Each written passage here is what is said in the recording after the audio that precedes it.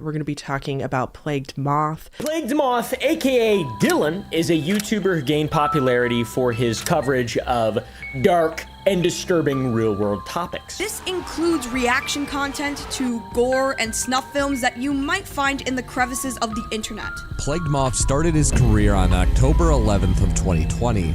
As time went on, Moth found his niche and would gradually begin to focus on reactions and discussions of violent and gory content.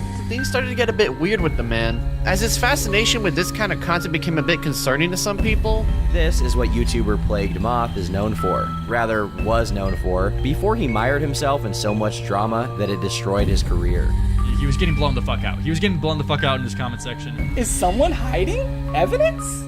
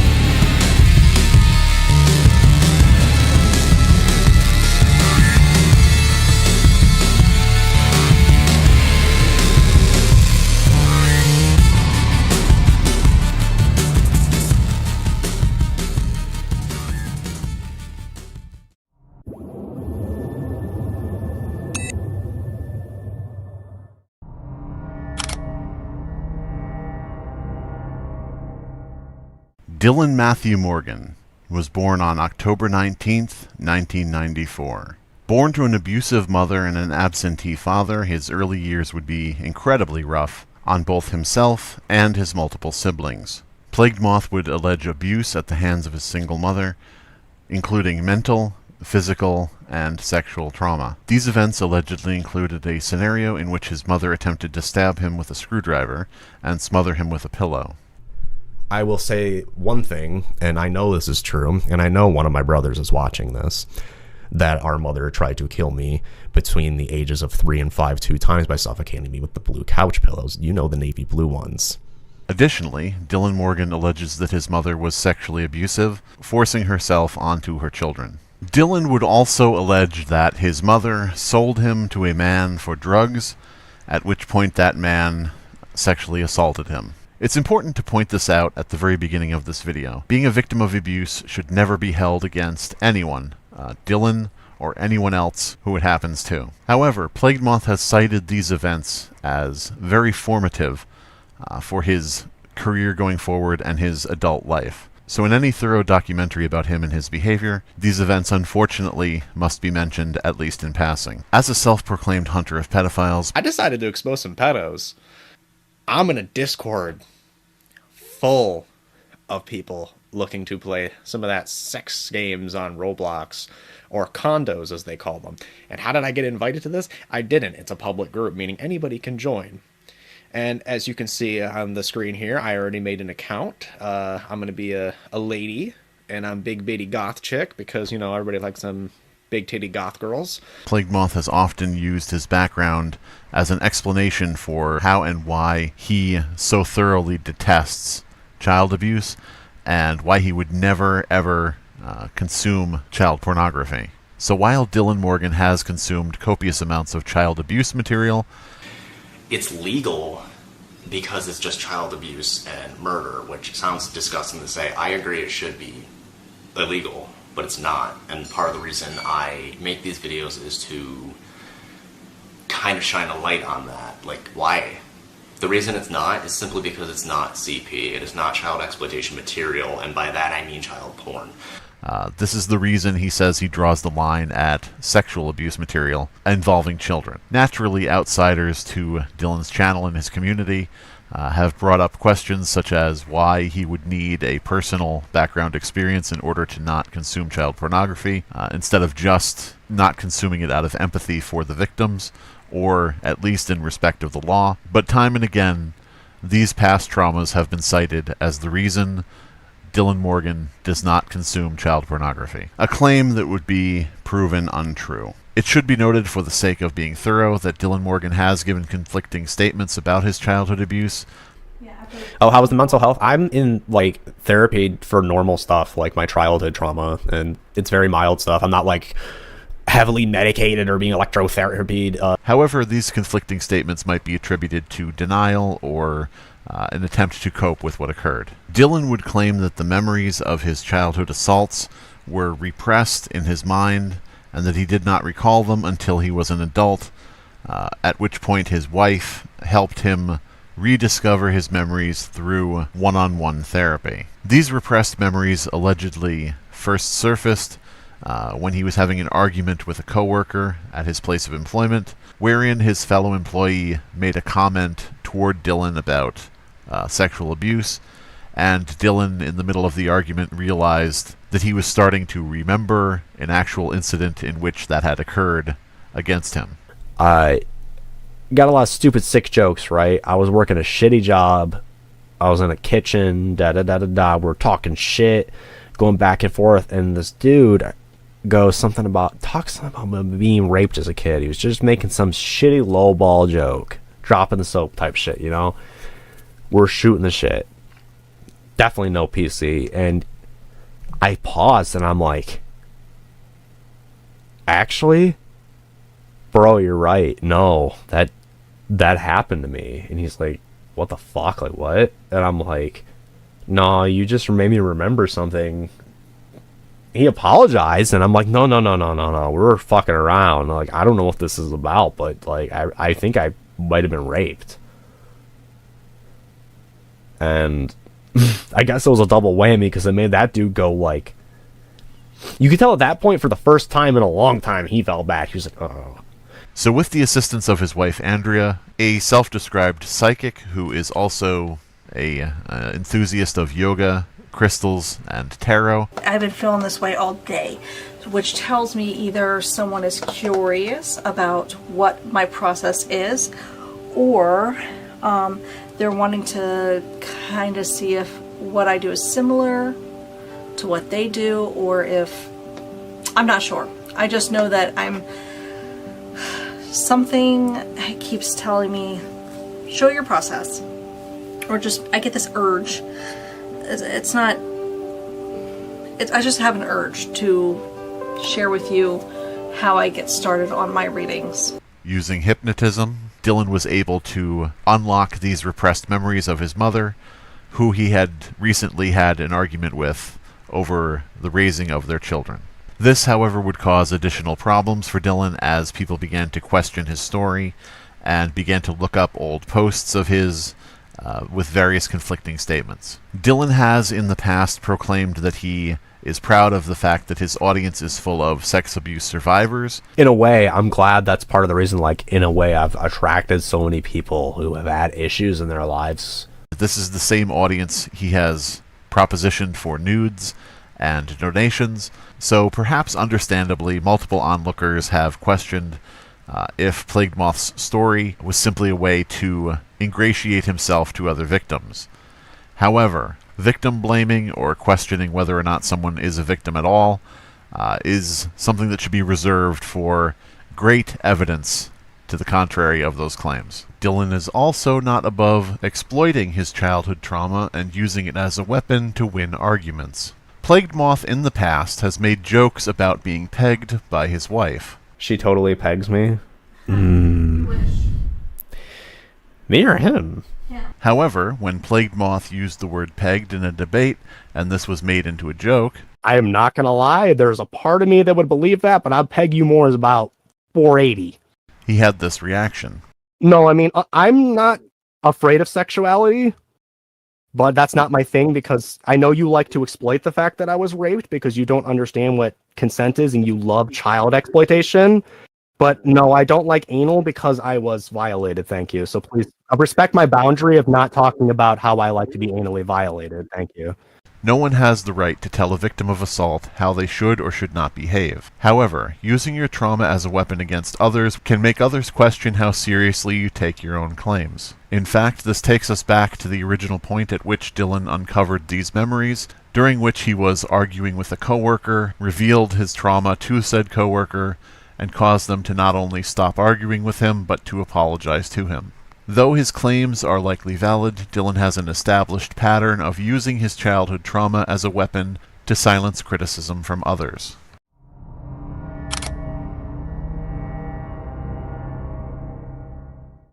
Around the age of 12 or 13, Plagued Moth first became exposed to gore content. Like any teenager with unfiltered, unmonitored internet access, Dillan sought out content that he likely should not have been exposed to. This included the desire to find and watch execution videos. My cousin and I were about 12 or 13, and I wanted to see a beheading. So, for the time, too, the quality was really bad. Like, that's a gnarly beheading. They use just a K-bar knife. Yeah. Like, I learned of Ogreish through, like, photos and stuff, and that's when I would download stuff off LimeWire. Dillan's use of the file-sharing program LimeWire, which was used to transfer files between users, would not only expose him to gore content, but also child pornography. If anybody remembers LimeWire, that was the only time that I have ever had an incident where, like, shit like that popped up, or I've been able to, or had to see that. And I was like 13 at the time, so it didn't faze me too much then, and realized, I wasn't fully grasping what I was looking at. I was just like, okay, I wanted a Korn album, which is very true. I was very into Korn back then, not a porn video. The LimeWire was fucked up. This includes at least one known case where Dillan Morgan downloaded child pornography to his computer, allegedly because he thought it was a video by the band Korn, as opposed to a child porn video.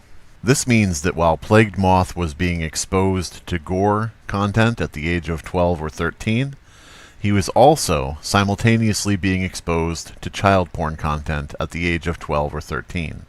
And while he developed an addiction and an obsession to gore content, luckily, exposure to pedophilic material did not have the same effect on him, and he apparently did not become addicted to that content as well. Unfortunately, Plagued Moth would continue to talk about LimeWire and the child porn being distributed on that platform, saying that it used his computer to store child pornography content with the intent of sending it to other users.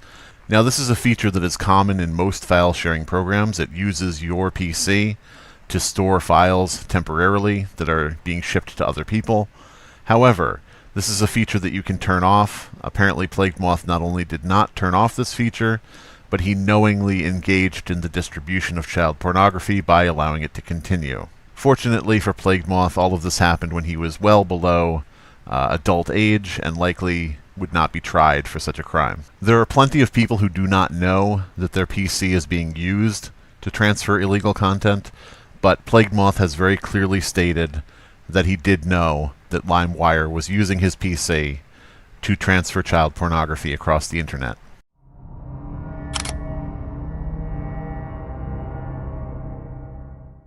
Around the age of 16 years old, Dillan Morgan would enter a relationship with a young woman that he later stated was abusive toward him.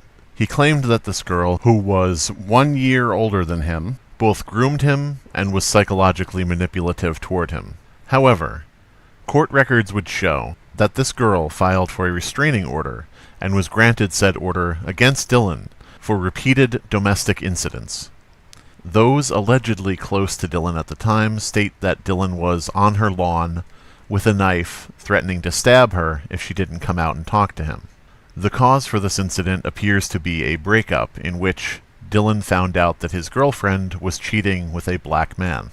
The reason we know this is that court documents show that Dillan Morgan took to Facebook at the time, not only ranting and raving about this girl, but also wishing death upon her and her infant child. Dillan would also go on to call her an N-word lover, which provides further context to what exactly happened. He followed this up by vague posting that he wouldn't feel bad if he murdered another human being. Within the past year, Dillan Morgan paid a fee of several $100s to have this information expunged from his court documents, something that came after he fundraised for an entirely different purpose. Dillan would go on to hand-wave his dropping of the N-bomb by saying that he was much more misogynistic back in the day than he was racist. In retrospect, I mean, I was, in that time period of, like, the Facebook era, I was more misogynistic. I was going through so much because of, like, the fucking chick who groomed me and shit, and abused me. I was very misogynistic, quite publicly. That's something I'm surprised hasn't come up ever, and it's just like, okay. Like, all women are whores! And, you just grow up. No matter whom you believe in this situation, this relationship was definitely troubled and a toxic situation. At some point during the process of the breakup, Dillan would start dating Andrea, his future wife. Andrea Morgan was a 26-year-old woman with 2 children, who he met at their shared workplace, a local Taco Bell. Dillan would eventually be fired and banned from Taco Bell, presumably for the very same threats he was making against his ex-girlfriend and her new boyfriend. Andrea even inserted herself into the drama with her own long-winded rant on Facebook after Dillan was banned from the establishment. By Andrea's own words, she was 26 and Dillan was 17 or younger. Not long after meeting, Dillan would propose to Andrea by the dumpster behind Taco Bell. Guess where I proposed to my wife? By the dumpster at Taco Bell. I had the fucking fire sauce thing that said, "Will you marry me?" but with an actual ring, and she was like... Perhaps needless to say, when these events came to light in the public eye, many questioned the relationship, citing that Andrea had essentially groomed Plagued Moth from a young age, finding in him a provider and a father for her children, when he was fresh off of several traumatic situations and most vulnerable. In return, Dillan had apparently found what he had been seeking since childhood, a mother figure. When questioned about the age gap and the legality of their early union, both Dillan and Andrea would go on to lie to people, saying that the people who had an issue with their relationship were mad because he was 18 and she was 26, completely ignoring the fact that she had said he was 17 or younger. My wife groomed me? Because we began dating when I was 18 and she was in her 20s. Now, what I did when I was an adult is none of your fucking business. It's nobody's business. Such attempts to misdirect and change the narrative would become incredibly common for both Dillan and Andrea in recent years. Dillan Morgan's time on Facebook would be incredibly tumultuous, as he would also post literally anti-Semitic sentiments, saying that Semitic religious roots should be destroyed in order to preserve Western civilization. Before moving on, and while we're discussing court actions, it is worth noting that Plagued Moth had a warrant in Florida for grand theft, and this is a warrant that he successfully evaded by leaving the state until the statute of limitations ran out.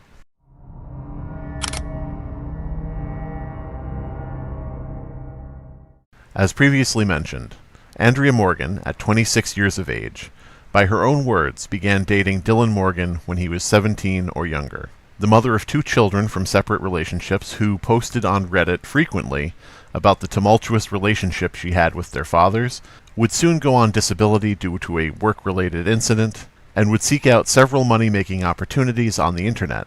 These endeavors included selling tarot readings, photography for hire, knitting, and attempts to jumpstart a YouTube career. However, her most notable attempt at making money online was through scamming Reddit. On several charity subreddits, Andrea would post requesting help with her children and needs around the house, at which point Dillan would pretend to be an unrelated person and try to help promote her request. Dillan would also go to the same subreddits, pretending to not be related to Andrea, and would request money as well. This led to them being banned from several subreddits after they were caught double-dipping. To highlight how unstable the pair were, Andrea would go on to request a tarot reading on Reddit, after which she did not like the result, blamed the tarot reader, and threatened to kill herself. Andrea would also complain about being misdiagnosed as bipolar, while also speaking about how subliminal messages are hidden in all social media to control our minds. Plagued Moth has often stated that he has a deep-seated hatred for Reddit and for Redditors. This most likely originates with him being banned from Reddits for trying to scam charities. As we can see from old Reddit posts, Plagued Moth was every bit the typical Redditor that he accuses others of being. Andrea Morgan also has a history of posts regarding Varg Vikernes, who performed under the band name Burzum, a neo-Nazi performer and convicted murderer who was associated with several church burnings. Burnings which Andrea Morgan fully supported due to extreme anti-religious views. Andrea's apparent attraction to and obsession with Varg may have been a formative factor in her relationship with Plagued Moth, who has not only made attempts to take on Varg's appearance, but also to interview and talk with him, and to purchase and promote this neo-Nazi's merchandise, as well as wishlisting it on Amazon. If we go back to Dillan Morgan's old Facebook page, we also find that he was a fan of other neo-Nazi performers as well, such as Nat Frost. While Andrea's attempts at making money online were failing, including a YouTube career that did not take off, she moved into the position of managing Plagued Moth for his own YouTube career. In a deleted livestream, where Plagued Moth accidentally went live without realizing it, we can see proof that Andrea was indeed managing Plagued Moth and giving him direction on how to run his YouTube career. And then do a voiceover on Stick Microphone. Okay. In addition, any donations made to Plagued Moth were instead redirected to Andrea's PayPal account. All of this brings up the question of how involved Andrea has been in creating the Plagued Moth persona and his content, especially since she has been known to run defense for him and constantly involves herself in any drama he's associated with, going after any of his detractors with incredible amounts of venom and toxicity. This obsessive, repeated behavior would of course get Andrea and her husband banned several times from several platforms. Together, Andrea and Dillan would have 3 additional children, though the parentage of 2 has been under question, since Plagued Moth had previously stated that only one of the children was his, until people realized that 2 more had been born during their marriage. This seemed to imply cheating or an open marriage, so as soon as people began to question the parentage of the 2 additional children, Plagued Moth started saying that 3 of them were his instead of 1.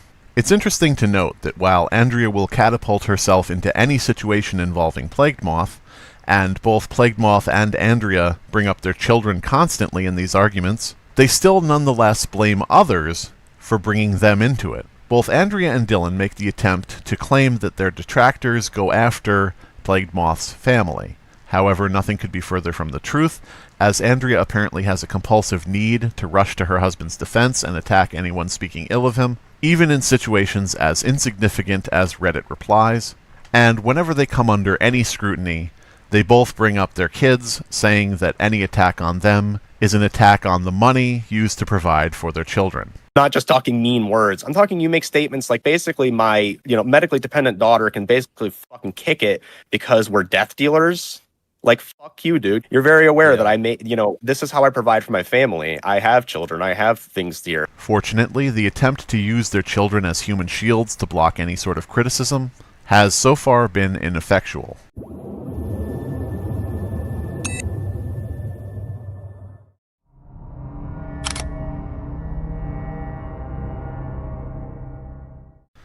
Dillan Morgan would launch a YouTube channel titled Plagued Moth, also his username. Dillan would try several different tactics in order to try to attain some sort of notoriety on the platform. This included a failed attempt at an ARG, or alternate reality game, several Let's Play style playthroughs of video games, videos about the game Among Us, and specifically its lore, a few creepypasta narrations. When the wait is over, you will send the last letter. You will include the picture of a kid in different clothes, haircut, but smiling. And several videos about YouTube drama. These YouTube drama videos would include topics such as Kanye West, Jeffree Star, and Trisha Paytas. Plagued Moth would seem to have a specific interest in Trisha Paytas, as he would go on to make several videos about her, talking about how repellent she was, and disagreeing with many of her actions. Further, when he received pushback from Trisha Paytas' fanbase, he would react to this criticism by having a fake breakdown and eating real dog food.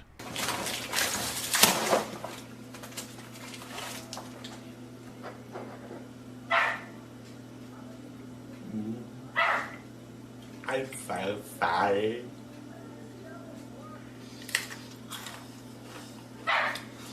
However, Plagued Moth would find no success in becoming a T channel, an ARG channel, a Let's Play channel, or a narration channel, and would instead find his first real taste of fame when discussing a Russian live streamer who killed his girlfriend live on stream. This video would prove to be very popular for Plagued Moth, causing him to realize that his already existing love of gore and death-related content could lead to building a career on YouTube, something that both he and his wife had been attempting for quite a while. Dillan Morgan would often cite larger YouTubers as his inspirations for various things he was doing. For example, Corpse Husband playing Among Us was his reason for joining in on that community and making Among Us videos. So when he moved into darker topics like the dark web and gore videos, he began to speak of other YouTubers as his inspiration, namely Wendigoon and Mudahar of Some Ordinary Gamers. Whether or not these people were actually formative for him is unclear, as he would go on to try to clout chase them and try to get collaborations with them in order to grow his channel. It's entirely possible that these content creators had little to no effect on his actual actions, and he was simply adapting his story of inspiration to new people who might give him the time of day. While Plagued Moth experienced nothing but embarrassment in trying to contact Mudahar, a person who did not respond to Plagued Moth and whose fans told him to back off in no uncertain terms, Plagued Moth would hit pay dirt in Wendigoon, apparently convincing him to do a collaboration video on the subject of a dark web mixtape. A mixtape being a collection of clips of death, murder,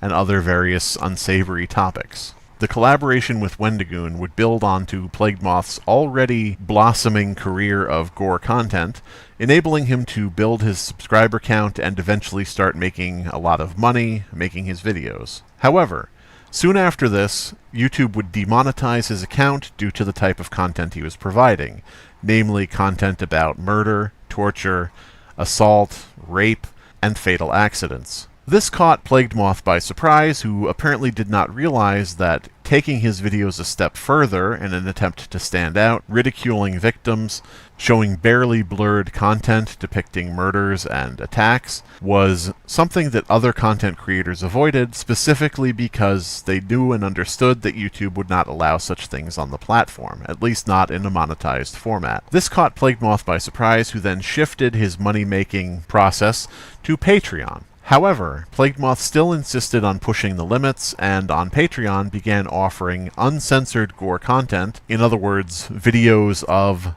murders, accidents, assaults, including those against children, on his actual Patreon account. I'm just going to go for Patreon right now. If you become a patron of Plague Bearer, you can get into the Discord.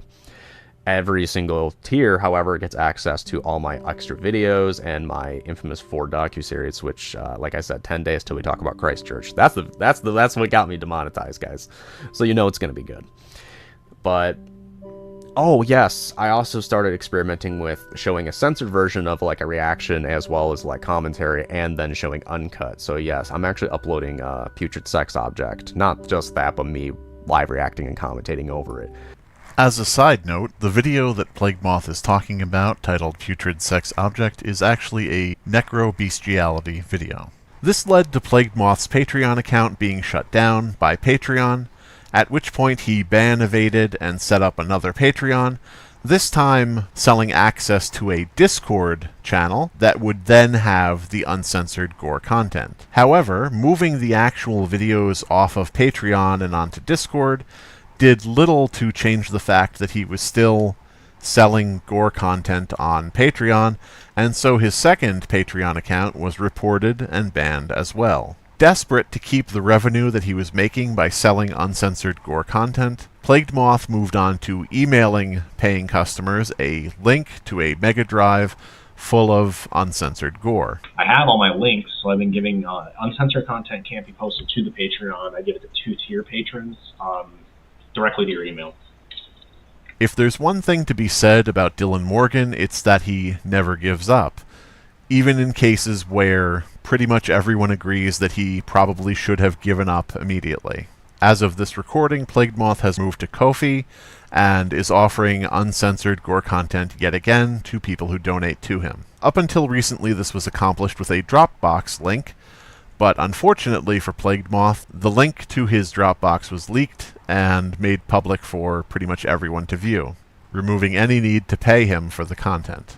In addition to Plagued Moth finding his place on YouTube, his wife Andrea would revitalize her YouTube channel, this time as a channel supporting Plagued Moth in his endeavors on his channel. Andrea, now known as Plagued Goddess, would post defending her husband and defaming those that he disagreed with. Eventually, Plagued Moth's YouTube channel would be permanently suspended by YouTube, and though Dillan Morgan has not stated exactly why YouTube terminated his account, it did follow an incident where Plagued Moth uploaded barely blurred images of dead, naked children to the platform in one of his videos. It should be noted that these photos were blurred by Plagued Moth, meaning that he, on his hard drive, had saved photos of dead, naked children that were uncensored.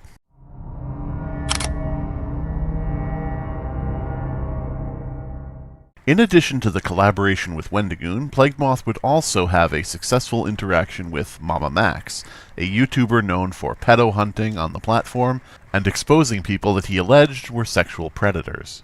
Known for elaborate and outlandish videos, Mama Max would make a call to action, inviting all YouTubers to join him in signal boosting his message to YouTube itself in regard to protecting children. Dillan would seize this opportunity, making a video about this topic and featuring Mama Max in his video.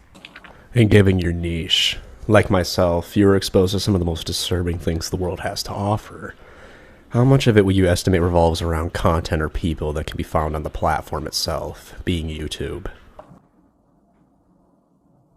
At least for me, I'd say most, if not all of my videos revolve around a popular platform, including YouTube in the past. However, after this collaboration, it appears that Mama Max would no longer respond to Plagued Moth's DMs, leading him to speak ill of Mama Max whenever possible. Fuck Mama Max. Fuck him, fuck his friends, and fuck everything that clout cunt stands for. Stupid motherfucker. Hey, he only gives a shit about shit when it comes down to him getting some fucking clout in that little YouTube check. There's so many fucking issues, including fucking people breeding kids and using them as sex slaves. I brought some shit like that to his attention. Well, didn't interest him though, because he couldn't make a video where he was frothing out his fucking nose. Plagued Moth would also have the same reaction when other content creators stopped answering him, such as the aforementioned Wendigoon. This did, however, coincide with Plagued Moth taking inspiration yet again and trying to become a pedo hunter on the platform. It quickly became clear that Plagued Moth did not understand the process of pedo hunting when he created a Roblox account pretending to be a 13-year-old girl. And as you can see on the screen here, I already made an account. I'm going to be a lady, and I'm big bitty goth chick because, you know, everybody likes some big titty goth girls. And then took that opportunity to simply follow children around on Roblox, waiting for them to engage in sexual roleplay. Fuck it, we're all going in, I guess.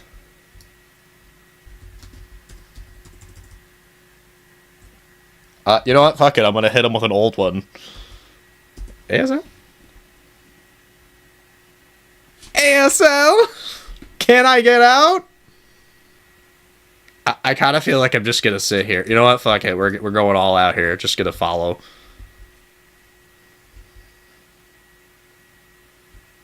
Naturally, what most content creators would have done would be to try to impersonate a child to lure in an adult and then expose them for being a predator. However, Dillan did not seem to get the idea and simply began chasing kids. Oddly enough, years after making this video, Plagued Moth would state that he lets his children play Roblox unsupervised, undermining the entire point of his video. Though Dillan quickly gave up the idea of emulating Mama Max and becoming a pedo hunter, he did take on a very specific case involving a notorious dark web pedophile by the name of Ripper. In brief, the dark web user known as Ripper was involved in creating child pornography. There are many people across the web who have sought the identity of this person for obvious reasons, but Plagued Moth insisted that he knew the identity of this user. A short time prior to his announcement that he had discovered the identity of Ripper, Plagued Moth had a fight with one of his Discord moderators, named Fergie. This moderator of his gore-based Discord server, which had an adult section for nudes, was a 15-year-old. Though this 15-year-old had prior cases of posting nudes of himself, which would be child pornography, on the Discord, as well as attacking and being inappropriate with users, the breaking point was when Fergie had a disagreement with Plagued Moth, at which point he was demodded and banned from the server, and at which point Plagued Moth started saying that Fergie was Ripper. And one thing that I'd like to add on to that is because, you all remember me talking about Ripper this, Ripper that, Fergie was Ripper. This apparently was done for no reason other than retaliation to try to ruin Fergie's life as much as possible. At this point, Plagued Moth had a history of lying to people on YouTube. Namely, he had claimed that he had found the original Jeff the Killer image, which he had not. Hello everyone.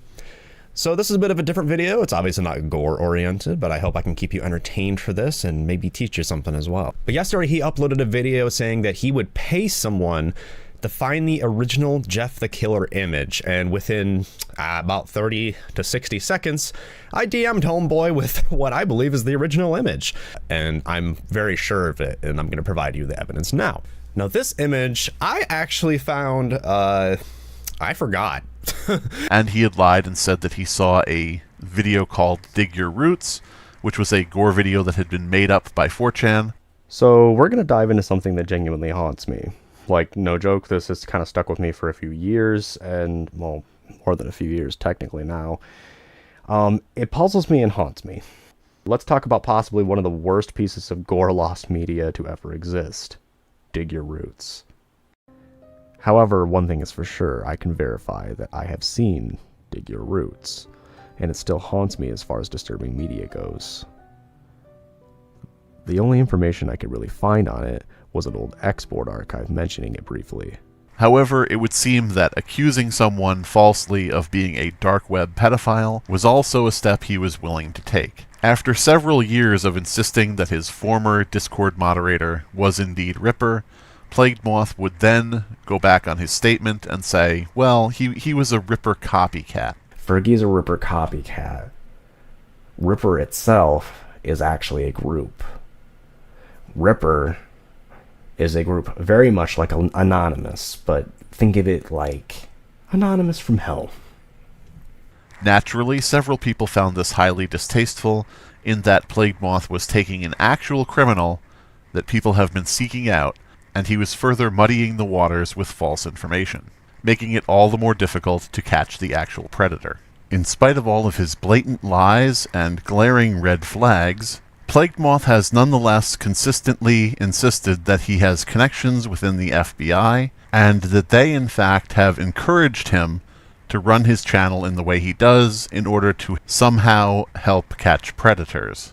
So, does anybody actually question if the FBI has investigated me or is aware of my channel or anything? Like, is that a real question right now? I have over... No. I'm asking this now. The only, interaction with the FBI was basically, just be careful. Here's the legalities of what you do, what you can't do, and... and there was a few key figures on who to avoid. I was encouraged to do what I do, so as long as I maintain it legal and everything, because it raises awareness of these things and actually helps draw out illegal content somehow. At least that's what they claim. I don't know. Though these statements are highly dubious and have not been backed up in any regard, Plagued Moth nonetheless claims to essentially be working with the FBI to this very day.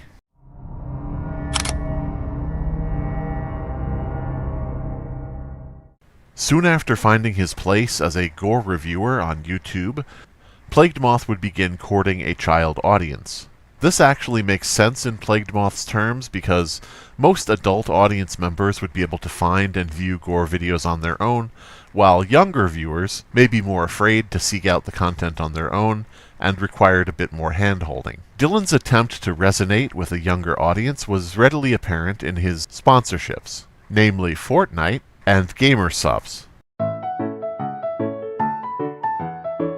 It's worth noting that neither of these companies approached Dillan to promote their products, and instead these were affiliate codes that he chose to promote on his channel.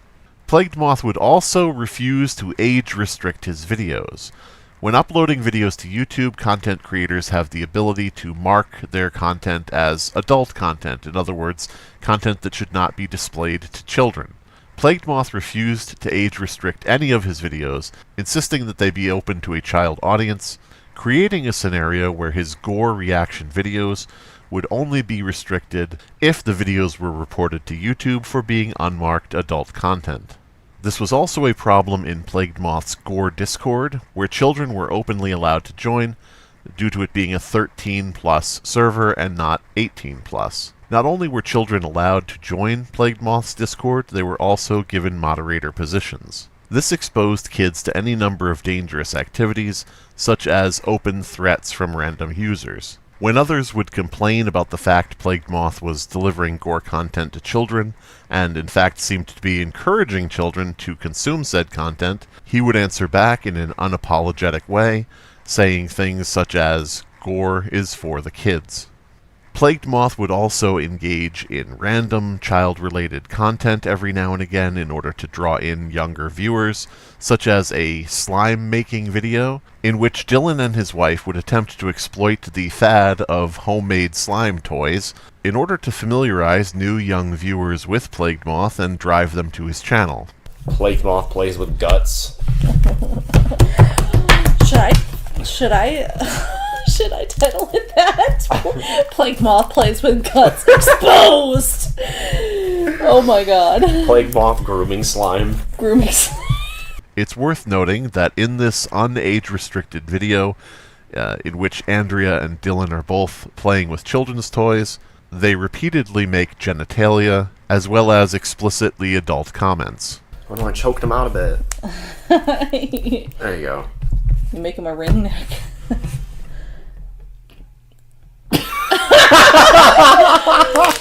Yeah. I moved the table again. Just because it's dripping in pink doesn't mean you need to bury your face in it. Calm down. Shh. Yeah. All of these attempts at enticing a child audience would indeed pay off for Dillan. During a live stream, Dillan was actually tricked into showing his channel statistics live to his entire audience.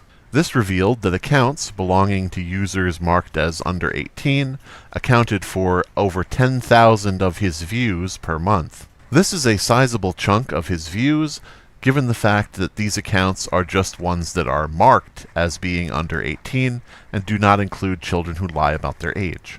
More disturbing than all of this, however, is Plagued Moth's exposure of his own children to gore content. During a product pitch for a failed makeshift plushie that Plagued Moth was trying to sell to his audience, he noted that his children were in the room while he was filming. Mini Moth. There's 1 week left to get Mini Moth, okay? And I'll be honest, the campaign's not going so well. Maybe not everybody wants a plush of me, and I get that. I mean, not everybody wants, like, toy products, especially in my niche. I want them, though, and I want my kids to have them, because now I've seen them, because I fucked up and shown them. So I gotta promote it. I gotta promote it. All throughout this video, Plagued Moth can be seen glancing over to his children within sight and earshot as Plagued Moth describes the carnage. They always end up looking like discarded banana peels left out in the sun, though. Except for Nikki.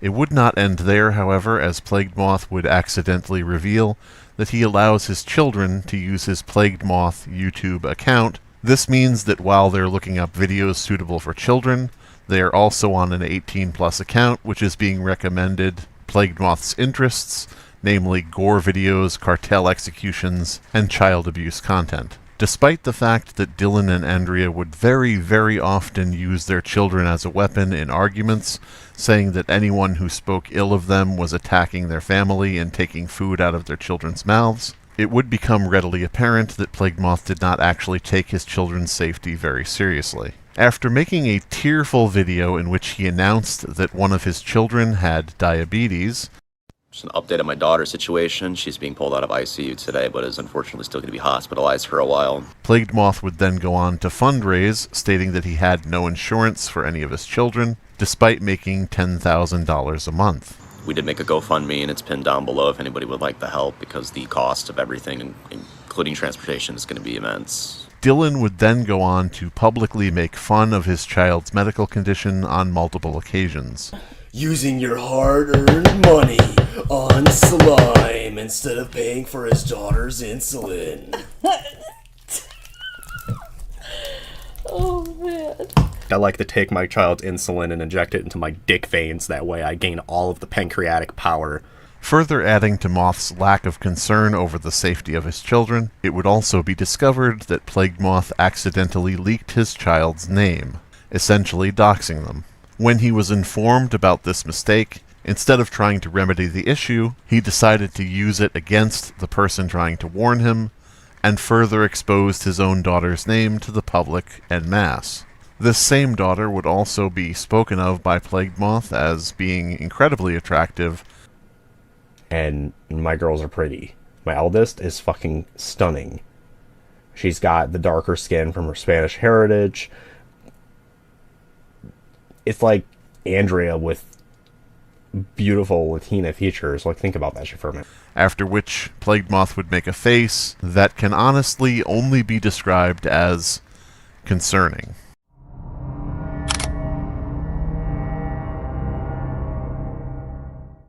Unfortunately, the danger that Plagued Moth posed toward children would not end there.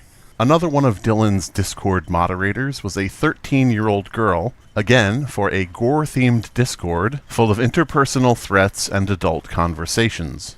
Not only would this 13-year-old moderator be bullied on several occasions by Plagued Moth and Andrea, but Plagued Moth would also make several inappropriate jokes toward her, including comments about necrophilia and anal stimulation. When this topic came to light, Dillan would attempt to explain the situation by saying that he discusses necrophilia with just children in general at random. Dude, I talk to 5-year-olds like that. I educate everybody about necrophilia. Once again, attempting to hide behind his explanation that everything he does is for educational purposes. Dillan's concerning behavior regarding underaged persons would not end there, as one of his old usernames was attached to a Pinterest account, which contained a photo of a topless little girl. This Pinterest account belonged to one of Dillan's prior usernames, Dillan955, and had the display name of Satan.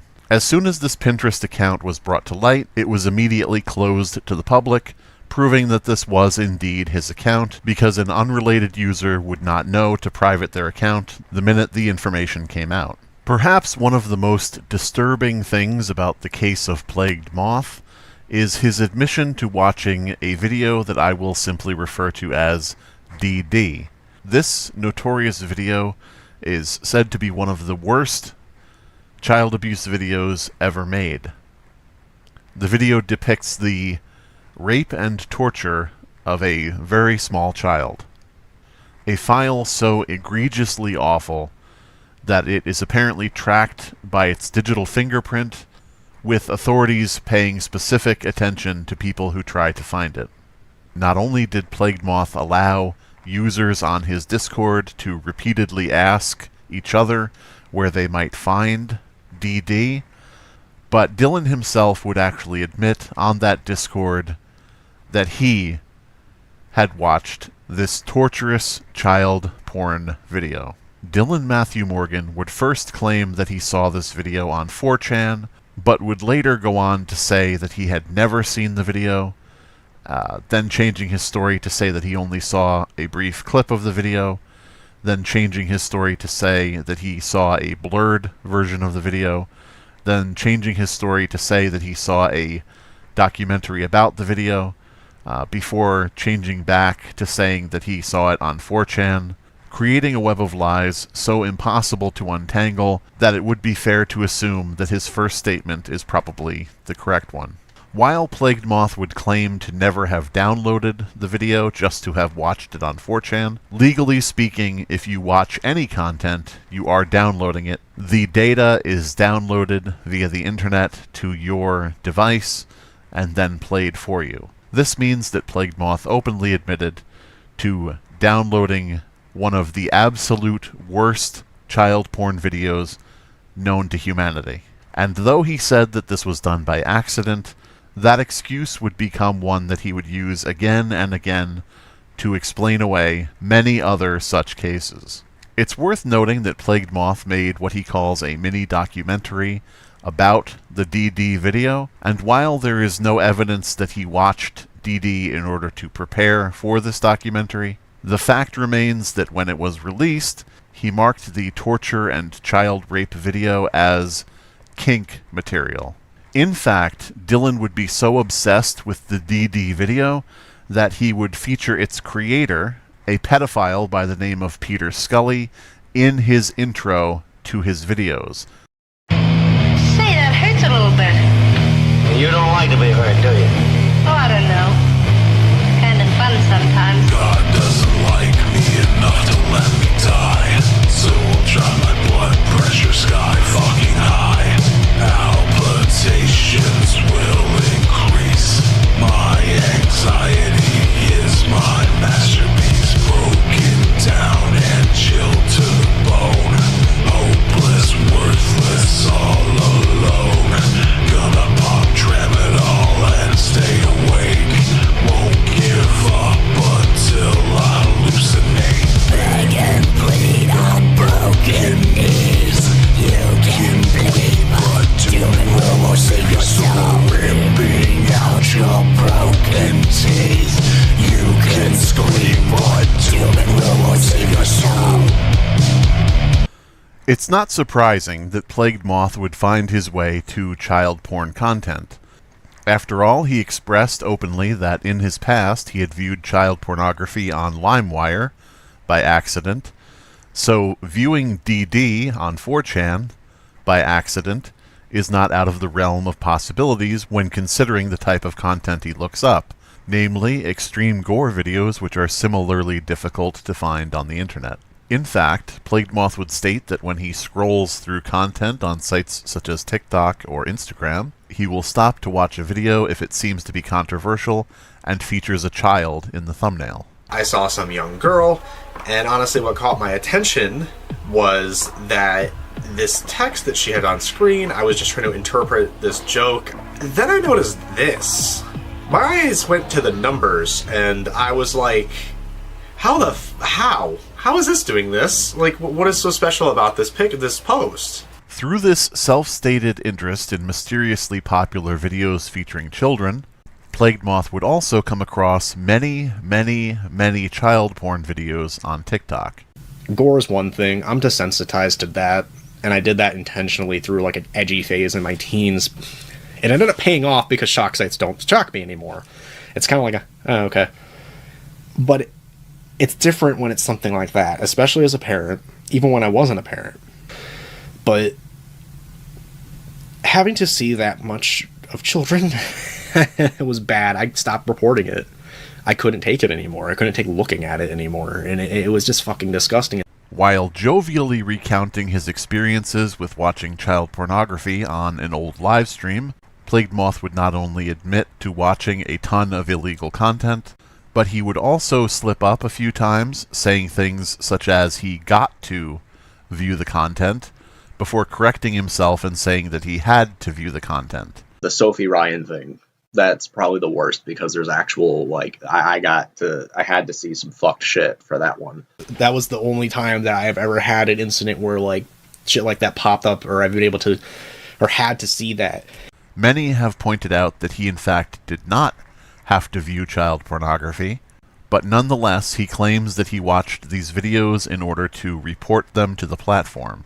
Dillan's description of what happened in these videos shows that he did not simply click onto these videos, stop them, and then hit report, but rather he let them play and watched what was going on in these child porn videos.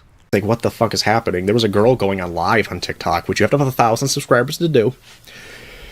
And she was 13. She gave out her first and middle name, where she lived. There was she had like 500 fucking middle-aged men in her comments saying the most disgusting things, and she was just queefing. Yep. That was a thing. For those who are not keeping track at this point, we have covered 5 scenarios that Plagued Moth has admitted to in which he has watched child porn completely by accident. And with regards to child pornography on TikTok, he was watching multiple videos per scenario. At a certain point in Plagued Moth's career, it became clear that part of his audience was actively seeking out information and clips from child porn videos, while another segment of his audience were children. No one should actually have to state this, but in the interest of due diligence, that combination is a bad idea.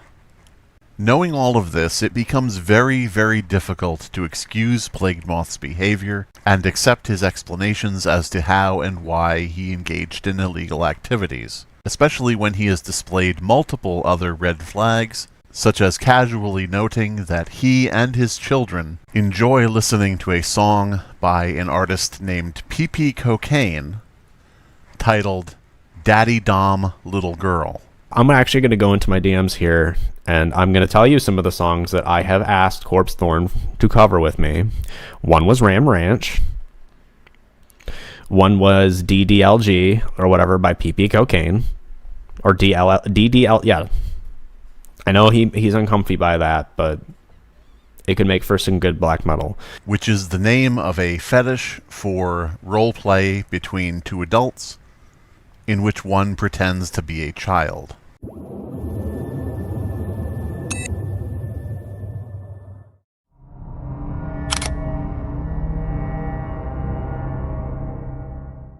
In addition to Corpse Husband, Mudahar, Wendigoon, and Mama Max, Plagued Moth was also a fan of a YouTuber by the name of That Creepy Reading, as evidenced by the fact that his videos were posted in Plagued Moth's Discord, at which point Plagued Moth lauded That Creepy Reading for his research and well-presented arguments. It was clear that Plagued Moth respected this content creator. Unfortunately for Dillan, this respect would not be mutual, as That Creepy Reading would discover Plagued Moth's channel after being auto-played into one of his videos.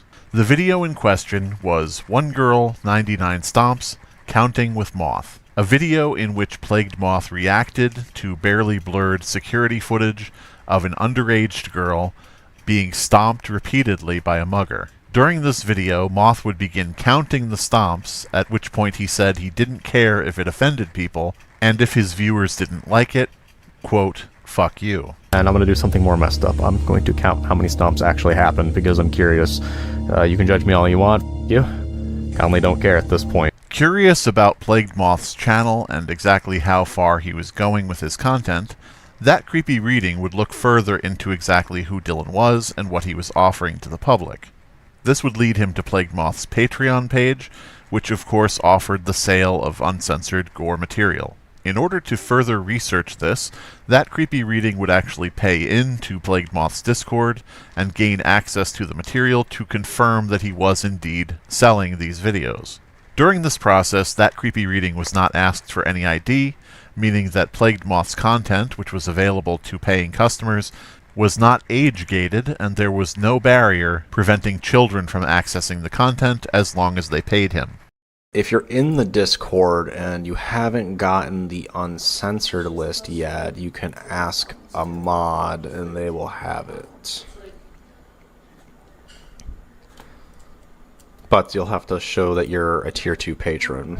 This would lead to That Creepy Reading reporting Plagued Moth's account to Patreon, at which point it was shut down for selling material that is prohibited on the platform. Perhaps obviously, Plagued Moth had no idea why he had been banned from Patreon, so he immediately decided to tell his audience that Kiwi Farms had mass flagged his Patreon falsely because of his LGBT identity. But I brought up the mass reporting on my content from 2 sources that I know of, and one of them is Kiwi Farms, because they don't like the fact that I'm gender fluid, and they've been attacking my identity and my family ever since, trying to further dox me, harass me, get my Patreon taken down, citing, that I'm a troon. The strange thing in this case is that Plagued Moth had previously expressed that he had no problems with Kiwi Farms. I ain't hating on Kiwi Farms. They're doing whatever the fuck they're doing, and if they're capturing or like outing a pedo, that's on them. I know they don't like me over there, I hear. I don't really give a shit. I don't blame them. I'm a soy boy, remember? Though now he was stating that they were after him at a time when other content creators were having very high-profile problems with the site. Plagued Moth would also go on to blame Ripper for taking his Patreon down, citing that Ripper was mad because Plagued Moth had exposed him as his 15-year-old moderator, Fergie, but as we have covered, that was not true. And of course I have retaliation from Ripper, aka Fergie, right after outing him. In order to set the record straight and bring some truth to these events, that creepy reading would publicly admit to being the one who reported Plagued Moth's Patreon and got it banned. So I paid $5, checked to see if there was any age verification, and took screenshots before reporting what I found to Patreon. Within a 3-day window of my report going through, they chose to shut down his page. This, of course, infuriated Dillan, who had just made yet another false public statement and was now proven to be lying yet again. During the ensuing altercation, Plagued Moth's fans would suggest that he get help from an outside source, someone known for taking up causes, finding the facts, and ultimately exposing wrongdoers. Plagued Moth's fans would in fact recommend that he contact someone with an infamous reputation of holding people to account.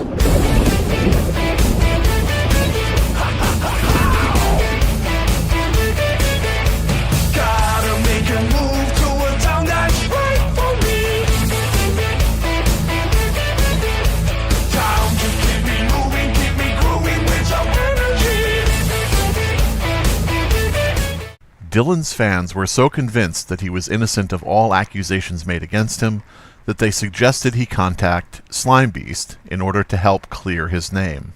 Of course, as previously shown, Plagued Moth had seen that Creepy Readings video on the topic of Creeps McPasta, an outed child groomer, so he had seen that that Creepy Reading had actually been in contact with Slimebeast for that video. In Dillan's mind, this meant that that Creepy Reading and Slimebeast must be friends, while in actuality, Slimebeast had simply shared information with that Creepy Reading who wanted to make a video on the subject. Operating under the assumption that that Creepy Reading and Slimebeast were close, Plagued Moth immediately saw Slimebeast as a threat and decided to strike first by posting random slander against him. The supposed information that Plagued Moth was posting was actually sourced from a stalker who has been stalking Slimebeast for about 10 years. You're just kind of posting shit for everybody to see, constantly taking posts and misinterpreting them in the way that you would like to, so that's what I'm gonna do. I'm not here to prove or disprove anything that you've written about that. I'm just simply here to mirror what you do. In the stalker's own words, they were not here to disprove anything that Slimebeast had put forward and brought light to, and were instead only interested in assassinating Slimebeast's character in a manner similar to how he exposed true information about others. Plagued Moth's decision to hook up with an obviously obsessed stalker would of course backfire on him, since every allegation that he was being fed was easily disproven. In fact, when seeing what was going on, Slimebeast tried to warn Plagued Moth that he was about to lose his entire career based on these false allegations. This would actually be a recurring theme, wherein Slimebeast would try to warn Plagued Moth against certain actions or try to give him opportunities to answer things on a human-to-human basis, all of which would be treated as weakness by Plagued Moth, who would refuse each and every time. Upon seeing that Plagued Moth was in no way interested in coming to agreement on any sort of topics, Slimebeast would instead volunteer to act as a rodeo clown, distracting Plagued Moth while that Creepy Reading could work on his video, exposing everything that Plagued Moth had done. Plagued Moth had taken it upon himself to threaten that Creepy Reading's life on multiple occasions, and to fantasize about raping him, so at this point Slimebeast stepped in and relentlessly made fun of Plagued Moth until he could focus on nothing else. During this time, multiple other content creators also took notice of Plagued Moth and his antics. This included a YouTuber by the name of Lazy Bedhead, who put out several extensive videos looking at Plagued Moth and all of his actions, as well as Cold Raven, another former collaborator of Plagued Moth's who distanced himself after realizing what type of person Dillan was. Cold Raven had previously exposed EDP-445, and after looking at the evidence of everything Plagued Moth had been doing, dubbed him Moth-445. He keeps calling me a crackhead, he's calling me, a cokehead, he's calling me a drug addict, but, I mean, at the end of the day, that's your response to me making allegations and showing proof of you being a predator? That's your response? That's your response. Feeling the pressure of a mounting campaign to bring all of his wrongdoings to light, Plagued Moth would become incredibly desperate and would start filing false takedowns on YouTube. This included many DMCAs, or copyright claims, as well as false privacy complaints, which Plagued Moth would be so fond of using that he would file over 100 of them against Slimebeast alone, despite the fact these images were sourced from his public YouTube videos and live streams. Other than my image, I believe that was my wife helping me as well with the quote. What is your image? Effort to get my What is your shit image? blurred, What is your image? Your face? Yep. You show your face on your public YouTube channel. Mm-hmm. How is that a privacy breach? In fact, Dillan would be so driven to misuse the DMCA tool that when he appeared on a Turkey Tom livestream in order to plead his case to the public, he would end up DMCAing Turkey Tom for the live stream that he agreed to go onto simply because it didn't turn out his way. In the interest of making things clear, I'll repeat that. Plagued Moth went on Turkey Tom's live stream thinking that he was going to be exonerated, and when he wasn't exonerated, he filed a DMCA against the live stream that he agreed to appear on, claiming that it was misusing his content. It's also worth noting that before this live stream even ended, Plagued Moth was making the false claim that people were driving by his house and harassing him. At this point, no one was even aware of where he lived. As tensions mounted and the case around Dillan became more and more convoluted, a good number of drama YouTubers decided to stay out of the disagreement, believing that both sides of the argument were just as bad as the other. This simplistic view would not be shared by one content creator, who stepped forward and offered Plagued Moth an interview that would spin out of control like nothing else seen on YouTube before or since. A new and upcoming YouTuber by the name of Lyrics had just recently made a name for himself by taking the aforementioned Mama Max to task for certain actions that he had committed. Riding high on a wave of popularity, Lyrics decided to take on yet another controversial YouTube figure in Plagued Moth. However, Lyrics approached the situation in a cagey manner, ensuring that he entered the issue unbiased, first hearing from Plagued Moth's detractors, and then interviewing the man himself. Though Plagued Moth had just been through a similar incident with Turkey Tom, he nonetheless trusted that he would be able to get Lyrics on his side and come out of this stream vindicated. Unfortunately for Dillan, Lyrics turned out to be a dogged interviewer who pinned him down on many subjects throughout the interview. This included all of the false copyright strikes and privacy complaints that Plagued Moth had filed. By the end of the interview, both Plagued Moth and his wife Andrea were in the call, desperately trying to explain why they had filed so much fraudulent paperwork. So you were the one, so you filed privacy complaints under your name where you felt your privacy was breached, correct? Yes. And then I gathered all the So information. what channel breached your privacy? TCR and Slimebeast. How did Slimebeast and TCR breach your privacy? They were using images of me, and no, I'm not. Like, I know Images I of you. videos, but those were literally started for, like. You have a channel called Play Goddess where you show your face, and Yes, I know. yeah. So you were mad that people. And should I be expecting a privacy complaint because I'm showing this video right now? Privacy complaint. I just don't like the people, and I just was hoping that something would, I don't know, give leeway. Give leeway? You just don't like the people. Though this live meltdown was indeed a spectacle to behold, it would pale in comparison to other admissions that Plagued Moth made during this live stream.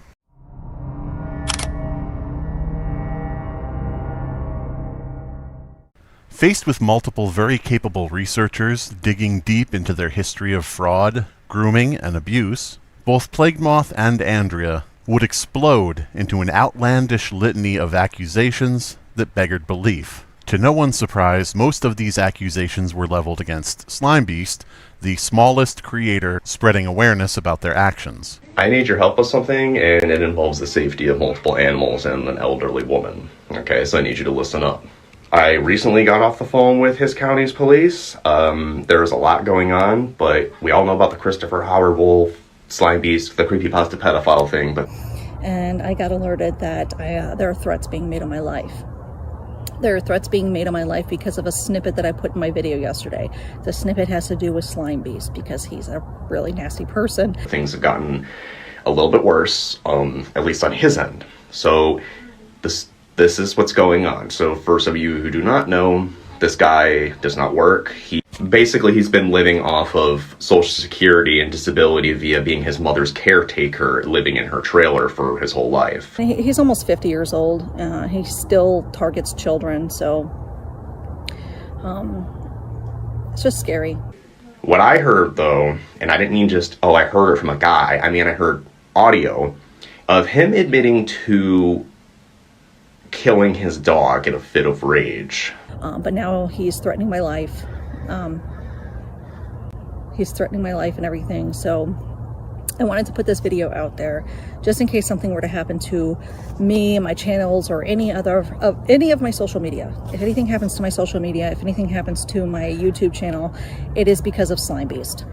Not only that, there is some things in his Discord and his Telegram that he thinks that we're not in that implies that there is abuse going on towards his elderly mother. And I mean, his erratic behavior, anybody can see. It is freaking crazy. Feel free to check him out. Just be careful not to talk to him because he won't stop, and he won't stop harassing you. I'm going to put up what I know. I'm going to put up the information I know. I need help. I don't know. I don't think the cops down there take shit seriously because it's all Southern hee-haw. They did investigate the dog thing, and he didn't even have to go to court. He's a predator. I don't care. I don't care. I call it like I see it. You know, you don't go and target a 14-year-old that you found on the internet, go into Discord with them, go into a voice call with them, record the voice call, asking weird questions, sexual questions, and then posting it on YouTube. But he had a bloodhound named Juan, and apparently something happened when he was going through some fit over Mr. Creepypasta outing him as a pedophile, or it was Nightmind or something. Like, because I'm not even the first one. This has happened like 2, 3, 4 times now. The point is, if something happens to any of my social medias, or if something happens to me personally, if something happens to me physically, like if it's me or my husband or any of my 5 children, if something happens to us, it's 99% sure it'd be him. Whether he hires somebody or he does it himself, I don't trust him. He's mentally unstable. I don't know what else to say for that. He beat it to death, apparently, according to him. So that is something. That is something. I'm just gonna put the information up of like where he's at and shit, and hopefully something good can come of it, and we can see this guy behind bars finally. And I don't know how he's gone this far without, I don't know, being arrested or being called out, or who cares? Who cares, right? Because he's just a disgusting person. Nobody likes him. Because he's hurting kids constantly. He's grooming them via Reddit, saying that he's a trusted adult and author. He's not sane. He's not a good person. He's not sane. He's erratic everywhere. Like, he doesn't have any friends. He's erratic everywhere. He's already dangerous enough online. He openly admits to phishing children, doxing them, and letting them know where they live so he can hurt them later, he claims. But he's been harassing us since my husband accidentally, well, he didn't accidentally, he mentioned him in passing because somebody said, well, what about da-da-da-da-da, you know, contacting so-and-so, and he's like, ew, don't contact Slime Beast, he's a bad person. He claims he has guns. This guy's a very violent and dangerous, perverted individual, and I really hope that this woman is safe. I really hope he has not hurt his mom yet, because there's a lot. You think Chris Chan has some wild things to read about? Yeah, just wait till this arrest is made. He's a really crappy author. While multiple lies were concocted about larger creators, it became clear from the very start that Dillan and Andrea obviously believed they could at least take down the channel with the least amount of views and subscribers through a baffling series of lies meant to incite their audience to mass report him on social media, including YouTube, and make false reports to authorities. Dillan would even go so far as to offer a bounty on Slime Beast's channel by promising a reward to anyone who got his content taken down through false flagging. Plagued Moth would in fact go on to attack the loved ones of multiple people who were researching his behavior, such as That Creepy Reading's mother and Lazy Bedhead's boyfriend. All of this while Dillan and Andrea tried to claim that their detractors were the ones attacking their family. Something that, to date, has never occurred. Meanwhile, both Dillan and Andrea have a tendency to overshare regarding their children, posting things that, once again, can only be described as concerning. Above and beyond other hypocrisies Plagued Moth has displayed, however, one thing does stand out the most. While Plagued Moth has been involved in doxing, swatting, and threatening to kill other YouTubers, he was also claiming that he was the one being doxed. When public court paperwork was found regarding a case involving Dillan, he immediately claimed that speaking about these documents was doxing him. This despite the fact these documents in no way identified any location or any information about him that was not already public, namely his name and his state. After all, Plagued Moth called himself the Demon of Detroit, signaling exactly what state he lived in. Despite the fact this court paperwork did not give any information about where he lived, Plagued Moth would go on to claim that it did, and would take it a step further by actually doxing himself on a live stream. I mean, fuck it, they doxed me already. My court records are public. Hi, I'm in Michigan. Anybody on the fucking west side of Michigan and Kalamazoo area, by the way? Despite the fact that Dillan had made all of this information public on his own, by his own choice, nonetheless he still claims to this day that he was doxed by the people who were making videos about him. Unsurprisingly, Plagued Moth's go-to tactic when dealing with his quote-unquote haters was to revert back to what worked for him in the past, namely, accusing people of being pedophiles. Throughout Plagued Moth's career, up until the point he ran afoul of That Creepy Reading, there were multiple people that Plagued Moth had a falling out with, after which he would call them a pedophile and they would disappear from the internet. While some of these cases may have been true, what Plagued Moth learned was that calling someone a pedophile was a fast track to getting rid of them. And so, following this path, Plagued Moth would call Cold Raven a pedophile, citing that he would have discussions with girls on Instagram without first asking their age. In his interview with Lyrics, Plagued Moth would go on to admit this was a lie. You were outright implying that he talks to minors. Implying that he talks to minors because he doesn't age check them on Instagram or Discord. Like, do you want to pull up the video? If you take that as an implication of that, that's, I guess, what it is then. But as I've already stated, and I'm pretty sure I even stated in that video that I don't think he's a pedophile. Okay, man. I mean, you're walking right up to the door by saying, who knows if he really checks the ages of these girls he talks to on Discord and Instagram? Like, come on, man. Plagued Moth would also call That Creepy Reading a pedophile, citing a Tumblr blog post by That Creepy Reading, which Dillan said was inappropriate and sent out to children. The fact, however, was that at the time of the writing of this post, That Creepy Reading himself was underage, not an adult posting something for children to see. Dillan would also cite a live stream in which That Creepy Reading said he didn't understand why there would be a problem with other people enjoying lolicon images. However, by the end of this live stream, That Creepy Reading understood why and agreed with people who told him it was a problem. During his interview with Lyrics, Plagued Moth would go on to admit that this was a lie. He said, wait, Creepy Reading is saying that you said that you groomed kids in Discord? You said that about Creepy Reading? That he grooms kids in Discord? I don't believe I said that. Okay. The way that I take it is that he was in a debate setting, and it is a horrible sounding clip. I don't deny that. It's a fucking horrible clip. Optics are through the fucking roof. But is that proof alone that he's a pedophile, man? Sure, I guess not. Okay. Shit.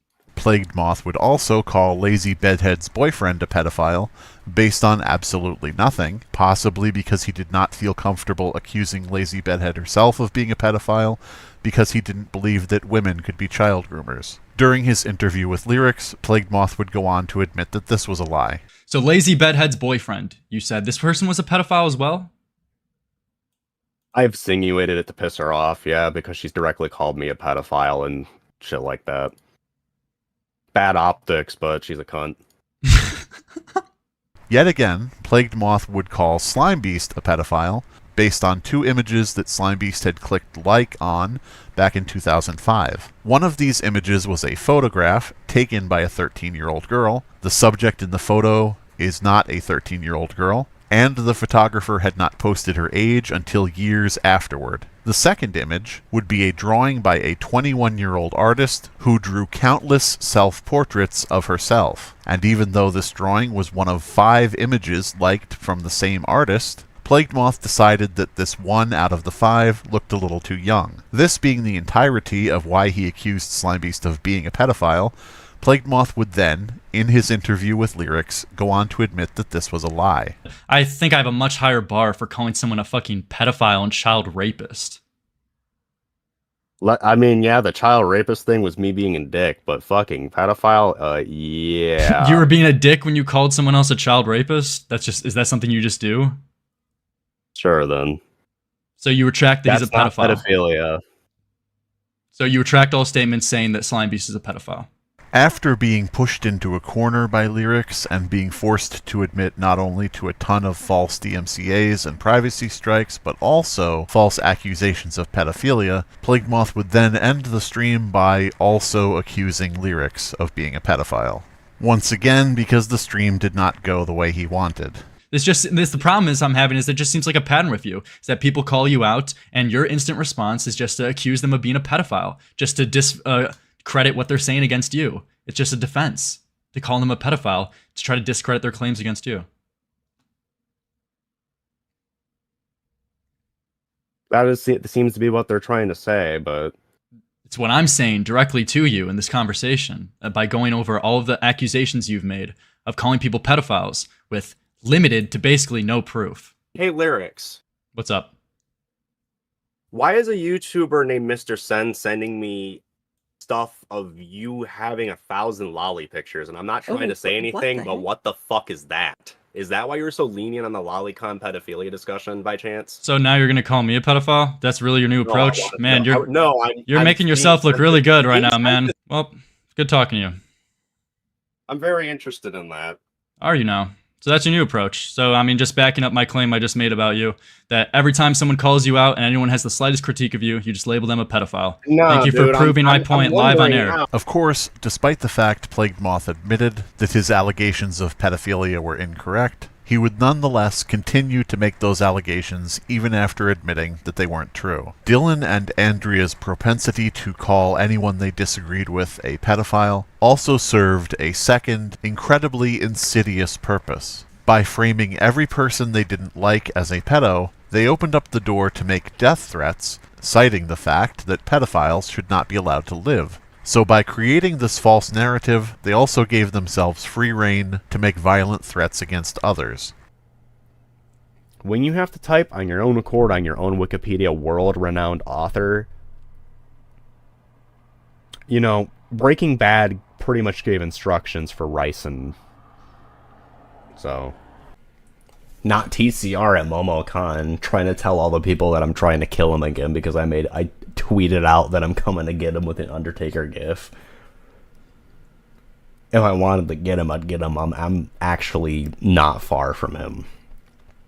It's a drive, but it would be a funny one. I would love to give the boy a stern talking to. And especially since he likes, you know, to beat off the kids, I'm pretty sure that nobody would disagree. He better hope that he don't see me, actually. for the things he's said about my children, the things he's done, and the people he's victimized, for his sake, he should stay away. Pedophilia is bad. That creepy reading. He's going down.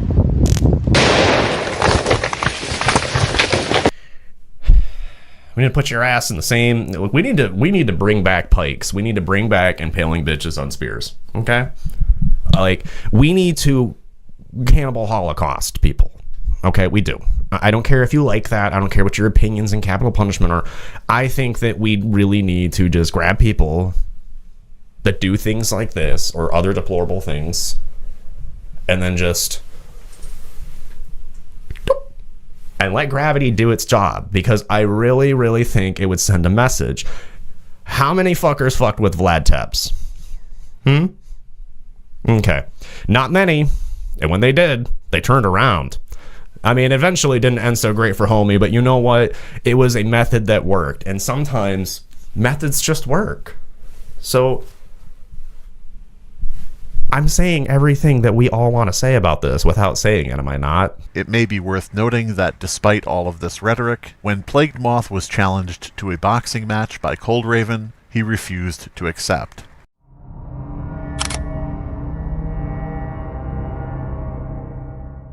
Throughout his career on YouTube, Plagued Moth had done his best to form his audience, made up of gore fans, children, and pedophiles, into an actual cult. Though it may seem outlandish, Plagued Moth himself referred to his fanbase as the Hive Mind cult on his own social media. Further lending to the idea that this was not merely a joke, Plagued Moth had discussed on multiple occasions the idea of moving to a commune with some of his fans and living off of the earth. Yeah, we're gonna start the Moth commune. It'll be the whisper of moths. Or the eclipse. I don't know. Must be a statue of me. And yeah, as above, so below. We're gonna do the cool guy way. Because I got long hair and rings. Ooh. No, I like the idea. It's really cool. Oh, you know, everybody's eco-friendly. They're living sustainably and learning, and it's cool. But it's a lot. There's a lot there. With a carefully cultivated group of very dedicated fans, Plagued Moth would come to believe that he could say anything, and those below him would believe it. This is why Plagued Moth would make blatantly false claims, such as saying that an old Reddit account wasn't his, based off of an alleged Reddit post from an account that he can't even prove is me. So, despite the fact this was posted on that account.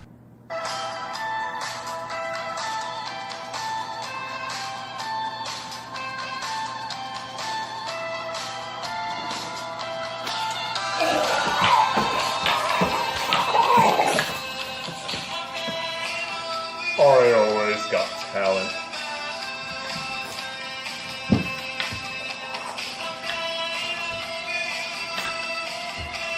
While making these random false accusations, Plagued Moth would often say that he had evidence to back up what he was saying, but that he would show it later, after which he would show nothing because the evidence did not exist. This was enough to convince a lot of his fans, who would simply forget that he promised them proof after a certain amount of time had passed. However, in the face of repeated debunkings and being proven wrong on many occasions, Plagued Moth would eventually realize that even he needed some actual evidence of his claims. Naturally, this would present a problem for Plagued Moth, due to the fact that things he was actively making up on the fly did not have any supporting evidence due to being made up. Dillan would experiment with falsifying evidence by using a Discord message maker to falsify fake screenshots of made-up messages supposedly written by people he disliked. This included messages Dillan wrote, sexualizing his own child. At this point, anyone would be hard-pressed to keep an active count of how many times Dillan Matthew Morgan has sexualized his own kids. Luckily, these fake images were debunked almost instantly. The layout does not match a real Discord message. The Discord crown was actually a Hallmark logo. And the exact website he used to make these fake images was discovered because he didn't change the default timestamp that the Discord message maker uses.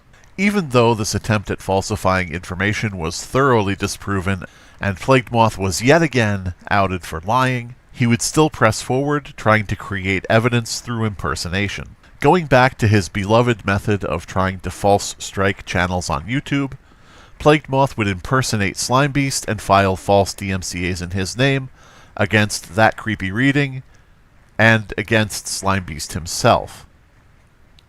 To reiterate, Plagued Moth impersonated Slimebeast to file DMCAs against Slimebeast for Slimebeast's content. Plagued Moth was proven to be behind these false DMCAs because the DMCAs were filed against use of Slimebeast's stories, as in written fiction, and when Plagued Moth would next file a DMCA in his own name, he would forget to change his copy-pasted complaint and would file a DMCA under his own name, accidentally saying that the YouTuber used his story instead of his video footage. It would appear that no one was better at outing Plagued Moth for his crimes than Plagued Moth himself.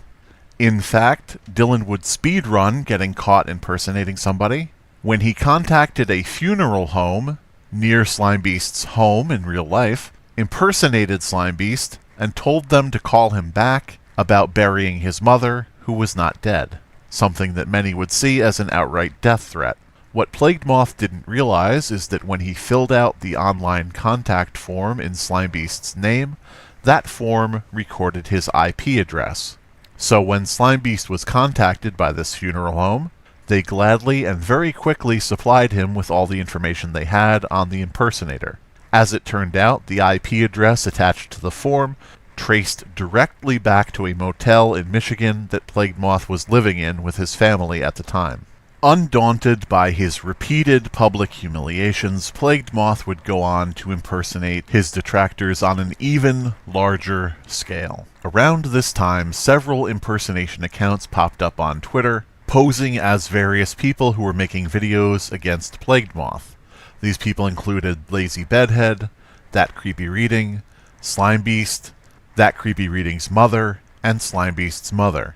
These fake accounts were used primarily to smear the names of the people they were impersonating and to harass the actual individuals that they were made to mimic. This included sending Lazy Bedhead videos of herself coupled with footage of real-life executions, which again would seem to be a blatant death threat. These impersonation accounts would also be used for doxing, leaking private information with regard to family members, something that Plagued Moth was doing on his own account at the time, including direct calls for his cult-like audience to swat people he didn't like. While it would seem as if these false accounts could have been created by anyone, and there was no real evidence linking them to Plagued Moth, fortunately, Dillan himself would provide that smoking gun. One of these impersonation accounts posted that it was about to call Child Protective Services against Plagued Moth. Following this, Plagued Moth made a video on his main channel, claiming that Child Protective Services had indeed been called on him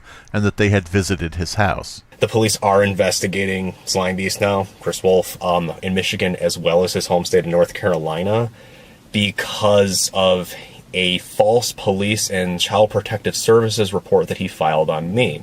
But it's really messed up that someone is so upset that they were outed and proven to have victimized a child and saved Lolicon as well as other exploitation material, including possibly spreading Daisy's destruction around on Twitter.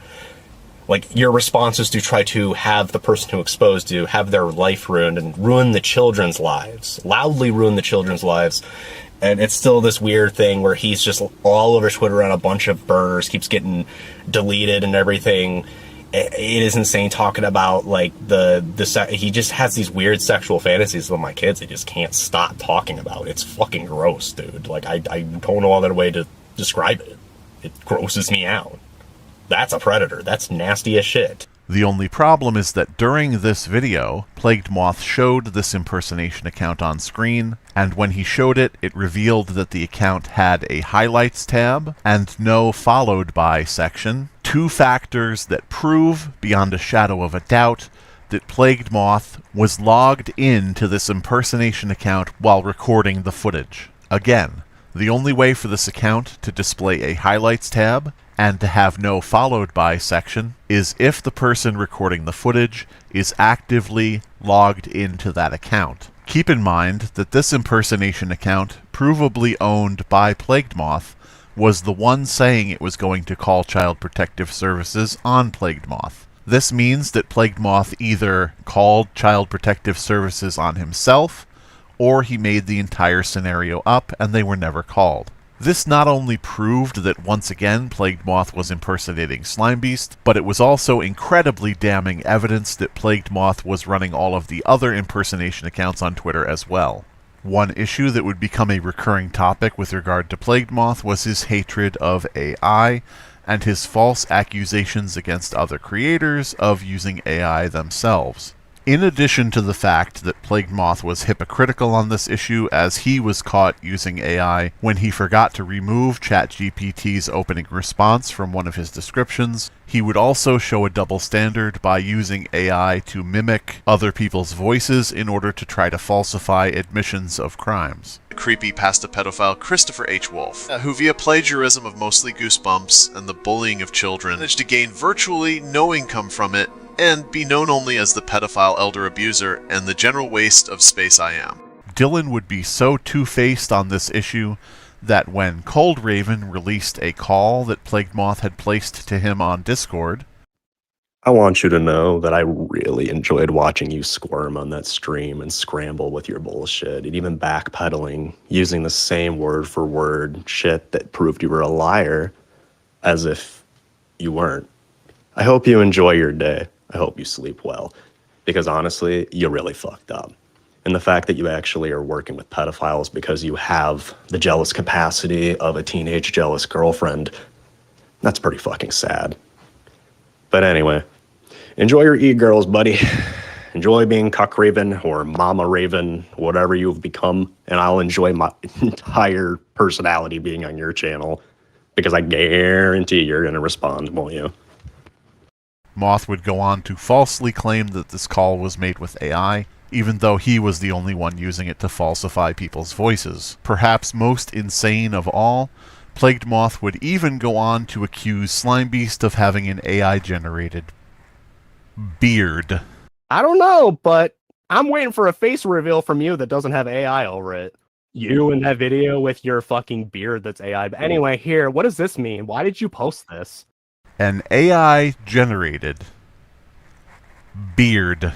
By far, Plagued Moth's most favorite instance of impersonating Slimebeast was when he held a live stream wherein Slimebeast called in and began questioning him about his behavior. During this stream, an impersonation account would show up in the chat using the name and avatar of Slimebeast. This impersonation account would then go on to quote-unquote admit to clicking like on a front page featured photograph of a fully clothed woman incorrectly posting her age as 13. Signs that this was not Slimebeast's actual account were readily apparent when this post was made directly after Slimebeast had actually posted a real statement. With several hundred viewers spamming the chat, it was a statistical improbability for 2 lines from the same person to come up back to back. Further, when users checked to see if this was Slimebeast's authentic account, they found that the impersonator could not be blocked, whereas Slimebeast's real account could be blocked. The reason for this being that you cannot block a deleted account, and the impersonation account was deleted right after posting the fake message. In other words, the fact that none of Plagued Moth's viewers could block the second account proved that this was a separate person using Slimebeast's name. Unfortunately, YouTube chat displays your account name, not your unique handle, meaning that anyone can at any time impersonate any other user. Perhaps most damning of all, Plagued Moth was seen on the stream posting something on his phone right before the impersonation account posted. Given the fact Plagued Moth has been thoroughly proven to be running impersonation accounts of pretty much everyone he dislikes, it is not out of line to assume that he also was impersonating Slimebeast on this occasion as well. This is further backed up by the fact that Plagued Moth still uses this fake chat message to this day as if it is real, despite the fact it was debunked during the actual live stream. He appears to be unable to let go of any of the fake evidence he has concocted to this point.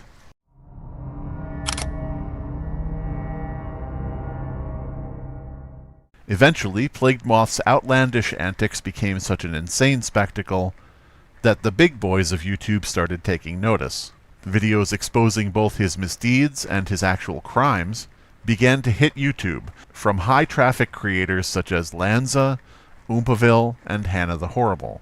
Even Turkey Tom would go on to make a main channel video about Dillan, despite the risk of a second false privacy complaint. In his effort to destroy others, Plagued Moth had actually brought together an incredibly diverse group of content creators, ranging from those called alphabet zoomers to those accused of being part of an alt-right pipeline. It seemed that Dillan's greatest hidden talent was uniting incredibly divided people against him. Seeing the writing on the wall, and knowing that he had failed to stay under the radar while persecuting other creators, Plagued Moth would have a series of live streams on which he would get drunk, crash out, and break down entirely. My daughter's about to be home, though, my eldest. I'm about to greet her at the door, and I'm about to head off for the night after work. I gotta let you go. But I really appreciate you showing up. Wednesday. Let's schedule about 30 minutes just to chit-chat like, you know, us doing right now, and then we'll get into character. I'm going to be doing Sylvester Stallone plays Elden Ring, and it's like, if you don't know about Sylvester Stallone or my impression so far, it's goofy enough to work.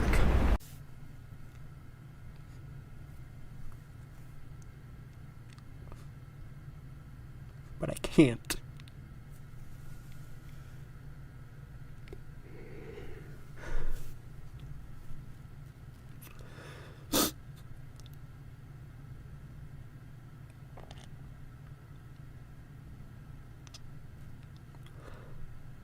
He would also go on to post troubling videos of himself standing in the woods and mumbling incoherently. Bouncing with crazy style, like crazy frog.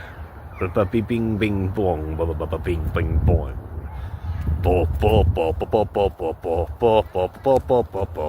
Count Warlock. This would make it appear that Plagued Moth was indeed at his lowest point, about to have everything taken away from him due to the light being shown on his actions. Plagued Moth would go on to say that he was fired, and while the actual reason for his termination is unknown, he would go on to once again try to incite his fan base against Slimebeast by claiming that Slimebeast called his workplace hundreds of times every day until Plagued Moth was fired. Because I ended up losing my in-person job that I've had for a long time because Slimebeast called my job so many times and threatened them. There was even a swatting attempt. That ended up being like the final straw. They can't have me work there when that was still going on constantly. This claim, of course, came with zero evidence, despite the fact that if a business was getting hundreds of calls a day, Plagued Moth could have easily recorded it on his phone or provided any other shred of proof. Interestingly enough, Plagued Moth would then claim that he kept his workplace a secret because he didn't want anyone harassing his employer. I'm hoping to go to Subscribestar. I'm waiting on an approval, though, and I really don't know how long this is going to take, so this is really shitty at the moment. And also before the get a job cope comes in, telling YouTubers who make far more money than you, typically that is kind of stupid. That is a cope. This is a job, I pay taxes, get over it. And starting to rebuild and everything has been very difficult, and there is one thing I have not been honest with you guys about, and it's the fact that this whole time I've had an in-person job. Now the reason I said, oh, YouTube's my only thing, is because I was afraid of losing my in-person job due to this harassment. Well, unfortunately, that did happen. Begging the question of how anyone knew he had an in-person job at all if he directly kept it a secret. Dillan and Andrea would also soon end up homeless, living out of a motel with their 5 children. Though Plagued Moth would blame that creepy reading for getting his Patreon banned, thus taking away his source of income, the fact of the matter is that Plagued Moth simply did not want to pay rent, which was a recurring problem he had exhibited in the past. After he was taken to court by the company that owned the rental property, Plagued Moth would even state that he did have the money to pay his rent, he just didn't feel like it. I'm going to be honest, I have very low confidence that we're going to be able to save our home. I do. So I've been hoarding the money instead of I'm not just going to pay it into that. Okay, we can hope and try to bust our ass to save this place, but then we really are sitting and talking about it, and it's like, is this going to be able to, we were going to be able to maintain this too? It's like, yeah, on paper, but it's like, I don't want to have every last penny going just to rent. And all of this while continuing to beg his audience for donations to help with his dire situation. Out of lies, out of excuses, out of a job, and out of a home, Plagued Moth would then be out of a YouTube channel. As previously mentioned, following the upload of a video which contained barely blurred photos of dead, naked children, YouTube finally took a stand against Plagued Moth and terminated his channel, something that many saw as a long time coming, given the nature of his content, his refusal to properly censor graphic images that were barred by TOS, his refusal to age-gate gore content, his constant filing of fraudulent reports, and much more, including death threats against other YouTube creators. Losing his channel would appear to be the final straw in a certain sense, because Plagued Moth would then lose his wife, who cheated on him soon after. Now granted, this should be taken with a grain of salt. After all, due to the history of Dillan and Andrea lying to others and trying to run different scams, there are those who believe they may have split up only in order to reap additional government benefits. Of course, this theory is entirely ungenerous toward the couple, but there are few at this point who feel the need to give them the benefit of the doubt. Though some could be forgiven for having the opinion that Dillan's children are probably better off with the mother than with him, unfortunately for those people, Plagued Moth has stated that he kept his 3 biological children and let his wife keep the ones that weren't his, keeping in mind that he was the only father those stepchildren have known for about 13 years. Nonetheless, he expressed no interest in keeping custody of his stepchildren. Before this breakup, however, Plagued Moth could still count on Andrea for one thing: enabling his insane detachment from reality. I have a serious question for all of those who have been approached by That Creepy Reading, Lazy Bedhead, Slime Beast, or anyone else on their behalf about the Plagued Moth situation. Has Plagued Moth come to you about this? Did Plagued Moth try to convince you to believe a certain way? So who is trying to incite harassment? When it came time to face the music and admit to everything that he had done, followed by asking his audience and the public at large for forgiveness, including those he had wronged, Plagued Moth made a particularly interesting decision instead. He would go on to claim that a child sex trafficking, blood-drinking, baby-killing cult was in control of YouTube, and that everyone against him happened to be in this cult together. This evil, pedophilic, child-killing cult, according to Plagued Moth, included content creators such as Wendigoon, Oompaville, Turkey Tom, Lyrics, Lanza, Lazy Bedhead, That Creepy Reading, Slime Beast, Scare Theater, Mama Max, Disturbed Reality, Mudahar, and any other YouTuber whose name Plagued Moth could remember. Even after everything we have covered together, you, listening to this right now, may still have a tough time believing that Plagued Moth actually said a blood-drinking, baby-killing, child sex trafficking cult had targeted him because he was the best YouTuber ever. I never would have thought, though, that... Well, actually, I would have thought. That makes sense. It's like the fucking government. The government's evil, satanic pedophile rings. You fight against them, and they'll try to get you. You talk about, you poke enough people in the YouTube Boys Club, you know, they start to get riled up with their buddies and problems get caused. Most people buckle and shut up. The thing with him is that I antagonized him and he linked up with more people. He was already friends with That Creepy Reading. He actually scripted quite a few of his videos. So it's so fucking creepy how a lot of this was already interconnected. And it's like I didn't see how many legs were on the centipede, so to speak. And the more you dig, the more fucked up it gets because these people are connected. So, like, of course, Turkey Tom didn't give a shit about all the lolicon because he's friends with Lyrics. Lyrics is a lolicon. And then That Creepy Reading goes way back with all these content creators being buddy-buddy. Not only has he claimed all of that to be true, he has even attempted to connect this group to the Epstein files. All of this to avoid simply admitting to any shred of wrongdoing on his part whatsoever.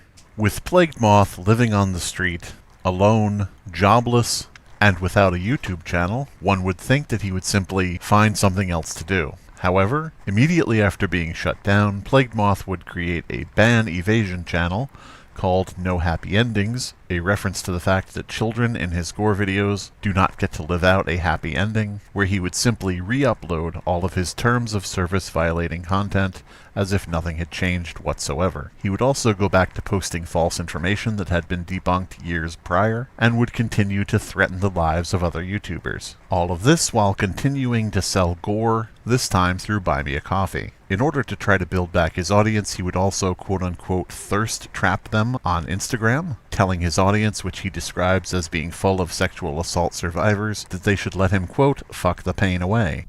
Hello everyone. So as you may have been looking around and waiting, depending on how you follow me on my social medias, you will see that the Plagued Moth YouTube channel has been deleted. It has been terminated possibly, but what has actually happened? Just know that I refuse to give up, especially in times like these where many of my audience are marginalized individuals who have been fighting for their whole lives. Ah, the villain, the hurter of feelings. Man, they really want to make all my titles real, don't they? And now I truly am the most controversial content creator, because I'm too controversial for YouTube. Please turn your notifications on for this channel as well, because this will not be abandoned. This is still going to be used for various other projects where you'll hear my lovely voice and probably even see my lovely face. And just know I'm not giving up, and no, they won't get rid of me, and I won't be silenced. And just remember, those birds of a feather do flock together, and I have eyes on all of them. One might expect that somebody so blatantly ban evading on YouTube and throwing it in the face of YouTube staff would almost immediately be discovered and once again removed from the platform. However, unfortunately, YouTube could not give less of a shit about things like this, which is probably the least surprising fact in this entire video. Currently, Plagued Moth is struggling to try to reclaim his audience, while once again trying out different content, including what is alleged to be music.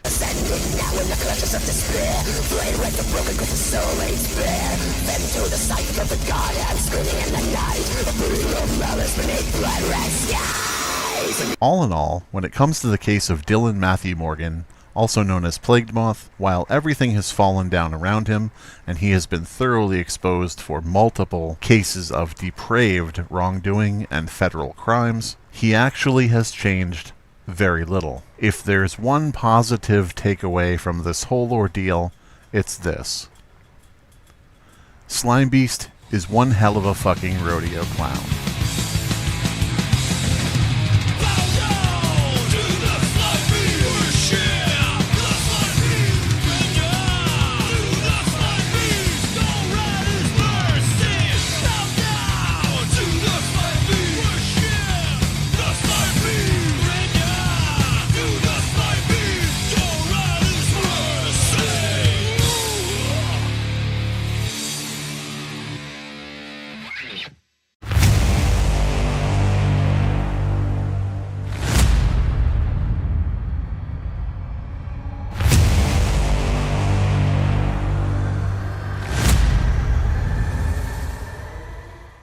Hey guys, Casual Slime Beast here. Not talking all stilted and weird because he's editing a million fucking voice lines together. So this is just going to be an off-the-cuff thing. First of all, I apologize for the intro to the Q&A section. I apologize that you have to see that, and also I apologize for the fact that as this like mini documentary, if you want to call it that, as this mini documentary went on, it got a little more silly. It's not that I take anything less seriously that Plagued Moth has done or been involved in. It's all very serious shit. But as the process went on of making this, I got so disgusted and I got so put off by a lot of this shit that I had to turn it around. I had to rib him a little bit, make a little bit of fun of him, you know, different things like that to try to get back on track of, you know, actually enjoying making the mini documentary as opposed to it just being a slog that I hated doing. Because, you know, you get into some of those topics toward the middle involving children, and you get pretty fucking upset. And so I just figured, you know, the third part, I would have a little bit more fun with his downfall. And of course, you know, you saw the intro to this fucking Q&A section. But yeah, anyway, so when the first 3 parts of this were released separately, I put out a call for questions on my community page, whatever the fuck it is. And so, we're going to read a few of them. There's not many questions, which is thankful because I didn't want to take too much time doing this, but we got some questions, so here we go. Quangy Cool on YouTube asks, do you have any Moth videos backed up? Yeah. Yeah, I mean, that's, how I cut all of these videos together for the mini documentary and thing. Back when he was live streaming and he was crashing out every night and he was doing, he would go live almost every night and just sit there for hours on these live streams, and he would just be like, and TCR is a vampire who drinks blood of babies, and not literally, but you know what I'm saying. He would say all this crazy fucking shit, and he would do it for hours and hours every fucking night, and so people were backing up everything, saving everything, because people knew this is something where he deletes, when he does stuff like that, he deletes it immediately afterward, so that, he thinks nobody can have evidence of anything. So people were grabbing that shit, in real time every time he did it. There's a couple streams that were lost because nobody has that much free time, except for Moth, to deal with Moth's live streams. So there's a couple that are missing, but, people mostly have everything. It's just scattered around between different people. If you check archive.org, there's a lot of old Moth videos up there from people. I think they're from actual fans of his who backed up some of his videos, so they kind of inadvertently helped, get some information about what he'd done in the past. That's where I first found all of his admissions of watching child pornography, is from archive.org and from the backups of his old streams, because all of that shit was before I even knew who the fuck he was. And so I went back and, digged for information like a little no-lifer. So let's see. Eric Bestie, or is it? Yeah, okay, I'm reading that right. Eric Bestie has 3 questions. They had a lot of questions, but they cut it down to 3 to try to make it easy on me. I appreciate that. What do you think Moth will do going forward? Okay, so this is an easy question, and the answer is he will do the same thing. He is, for all intents and purposes, he has proven himself incapable of change.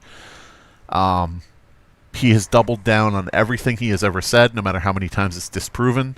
No matter what happens, he just blocks. If you ask on his channel, and I'm not telling anyone to do this, but fans of his, if you ask on his channel anything, for any evidence of anything, he blocks even his own longtime fans. Says, they're asking for evidence, goodbye. So there's no indication he will ever change. I think if he somehow gets banned again from YouTube, I think he will make a third channel. And if that gets banned, he'll make a 4th channel, and he will continue trying to sell gore. The reason for this being, that was what worked for him. Nothing else worked, but when he started selling gore, he was making $10,000 a month. I think most people would probably get stuck chasing that success. I think most people would spend their lives and ruin their lives trying to chase down what made them popular in the past. The thing is, when things like this happen and things go wrong and things go bad, you got to keep moving. You got to move on. You got to keep swimming. You can't, hold on to that old shit. It's throwing good money after bad. Once you see the writing on the wall that something's not going to work anymore, you got to find something new. But he's incapable of that, and I thoroughly believe that. I thoroughly believe if his 7th YouTube channel gets deleted, he'll make an 8th one. He'll just keep doing it until he can't anymore, I guess. Got another one from Eric Bestie. What would you recommend people do with further evidence of wrongdoing from Moth? Okay, so this is a multi-tiered answer. Okay. Number 1, if you have evidence of anyone, not just Moth, if you have evidence of anyone breaking the law, and, especially if there's something like this level where, children are involved, I'm not saying, if you have evidence of somebody shoplifting a stick of gum, hound them to the end of their days. No. I'm saying, if you have evidence of something that's illegal, that is, warrants police time, go to the authorities with it. Send in an anonymous tip if you have to. Make sure it's real evidence. Don't go send in fake anonymous tips, because think of it this way.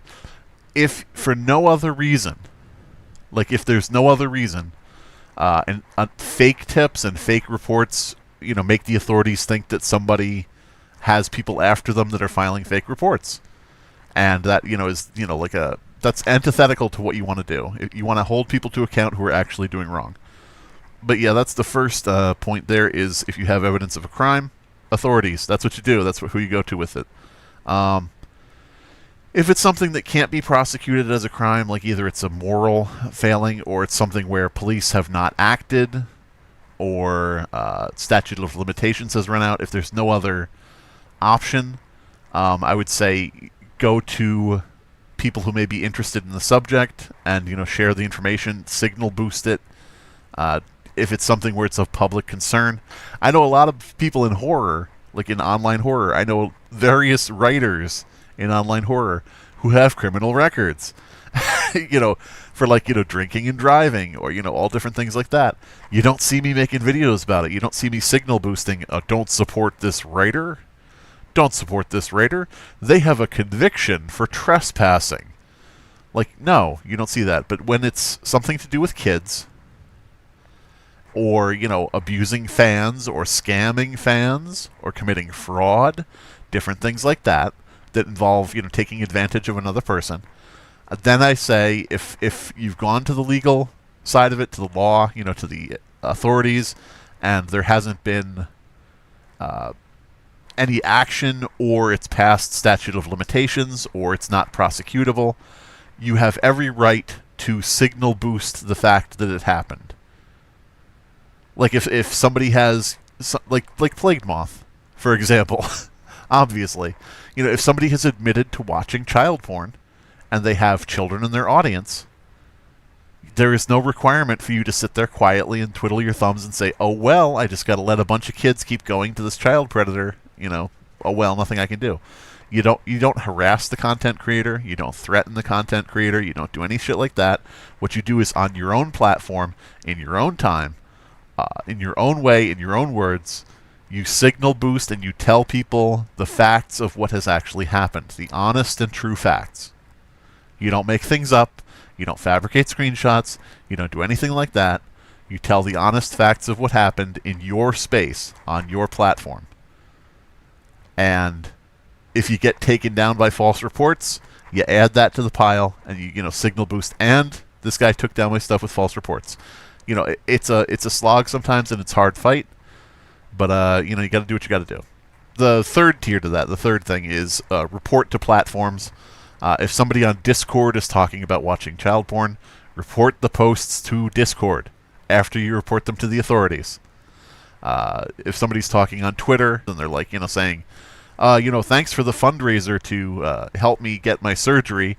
By the way, here's my Bugatti. Whatever influencers these days are doing, I don't fucking know. If you see somebody scamming on Twitter, report it to Twitter. Something like that probably is not going to be something you can report to authorities. You're probably not going to call up your local police department and say, hey, sheriff, there's this guy online and he ran a GoFundMe for surgery, but then he spent it on something else. The sheriff's going to be like, what do you want me to do? I'm not going to... That's like a civil case. You can't, So signal boosting and, telling people what's going on so that they don't get suckered in, that they don't get scammed, and reporting to platforms. Report to the fundraising platform, different things like that. Only report it if it's true and honest. And the third question here from Eric Vesti. Finally, what is the most memorable, if you can call it that, part of making the mini documentary? Okay, so the most memorable part of making the documentary is when I promised it would be out January 1st, giving myself several months to finish it. But then after I got done with Chapter 1, my PC died. And I had to not only replace the PC and so on and so forth, but I also had to get all of the stuff off of the fried motherboard, all of the files, which luckily eventually I could get all the files out, which meant I got to keep the first chapter the way I had done it, and got to keep all of the fucking files I had to use in the video. But yeah, that's the most memorable part, is fate stepping in and saying, I'm going to go ahead and make it so that Plague Moth gets a few more months without this documentary dropping on his head. We have questions here from Ravioli Masteroli 2341. God damn it, there's 2,300 41 ravioli masterolis. That's a lot. That's too many. So he's got 2 questions. Here we go. How did you and Moth end up crossing paths in the first place? It seems like his issues with you predate the TCR stuff. No, okay, so here's the thing. This is in the documentary, but, you know, I can't blame anyone for missing some things or forgetting some things because there's a lot in there. So Moth and I ended up crossing paths because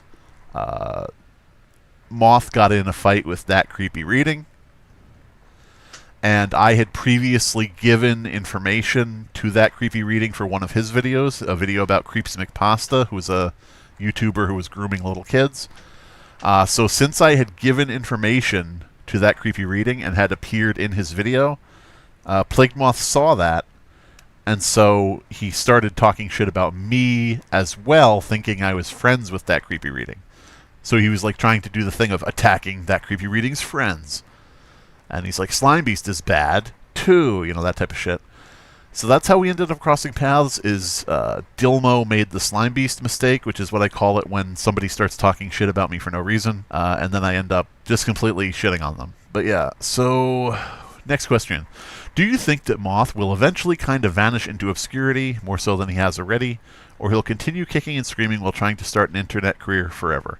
Okay, so I think both. I think he will continue kicking and screaming forever, trying to create an internet career, while fading into obscurity. I think that catching YouTube success, catching social media success, you know, becoming an influencer, becoming a content creator of note, I think that is like catching lightning in a jar. I think it's a right place, right time kind of thing. A while back, I saw, you know, what it took to get like 1 million views on a video. I think I have a video with like 5 million views. And to do that, I saw, you know, why it took off, and I didn't want to do that with like a YouTube career. That was not something I was interested in doing, so I was like, ew, fuck this. So I think it's catching lightning in a jar, because I've done it. You know, gotten a big, huge, successful viral video out of it.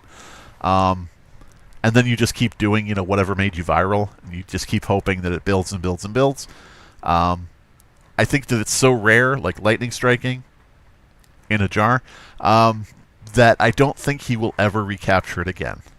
The odds are not in his favor. He's more likely to be eaten by a shark, especially since his large audience came primarily from the Wendigoon collab, I believe. That's what I've been told. I wasn't around for that during that time period, since obviously I only heard about him when he started, you know, fucking around.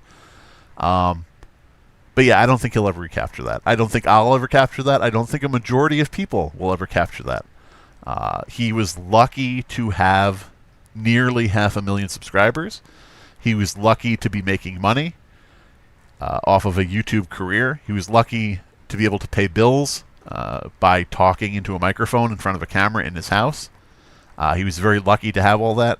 He did not value it. He was not grateful for it, and he pissed it all away. He just completely threw it away over his own ego and pride and his like Machiavellian idea that he was like the jongleur, and he could just, you know, come up with these insane plots and, you know, take over Gotham or whatever the fuck. You know, it's like, it's cringe as shit. It's cringe shit. But I don't think he will ever recapture that, because it was right place, right time, and it was something that's going to only happen once. Plus, now you have a lot of other people who sort of, oddly enough, may have been inspired by him. You have other people doing gore channels and reaction channels and shit like that, which sucks. So, you know, now he's got competition, too. But yeah, I guess that's all for the Q&A. There's a lot of shit. I'll just leave it with this. There's a lot of shit I did not put into this video. I had to think of how much time I could reasonably hold you guys' attention.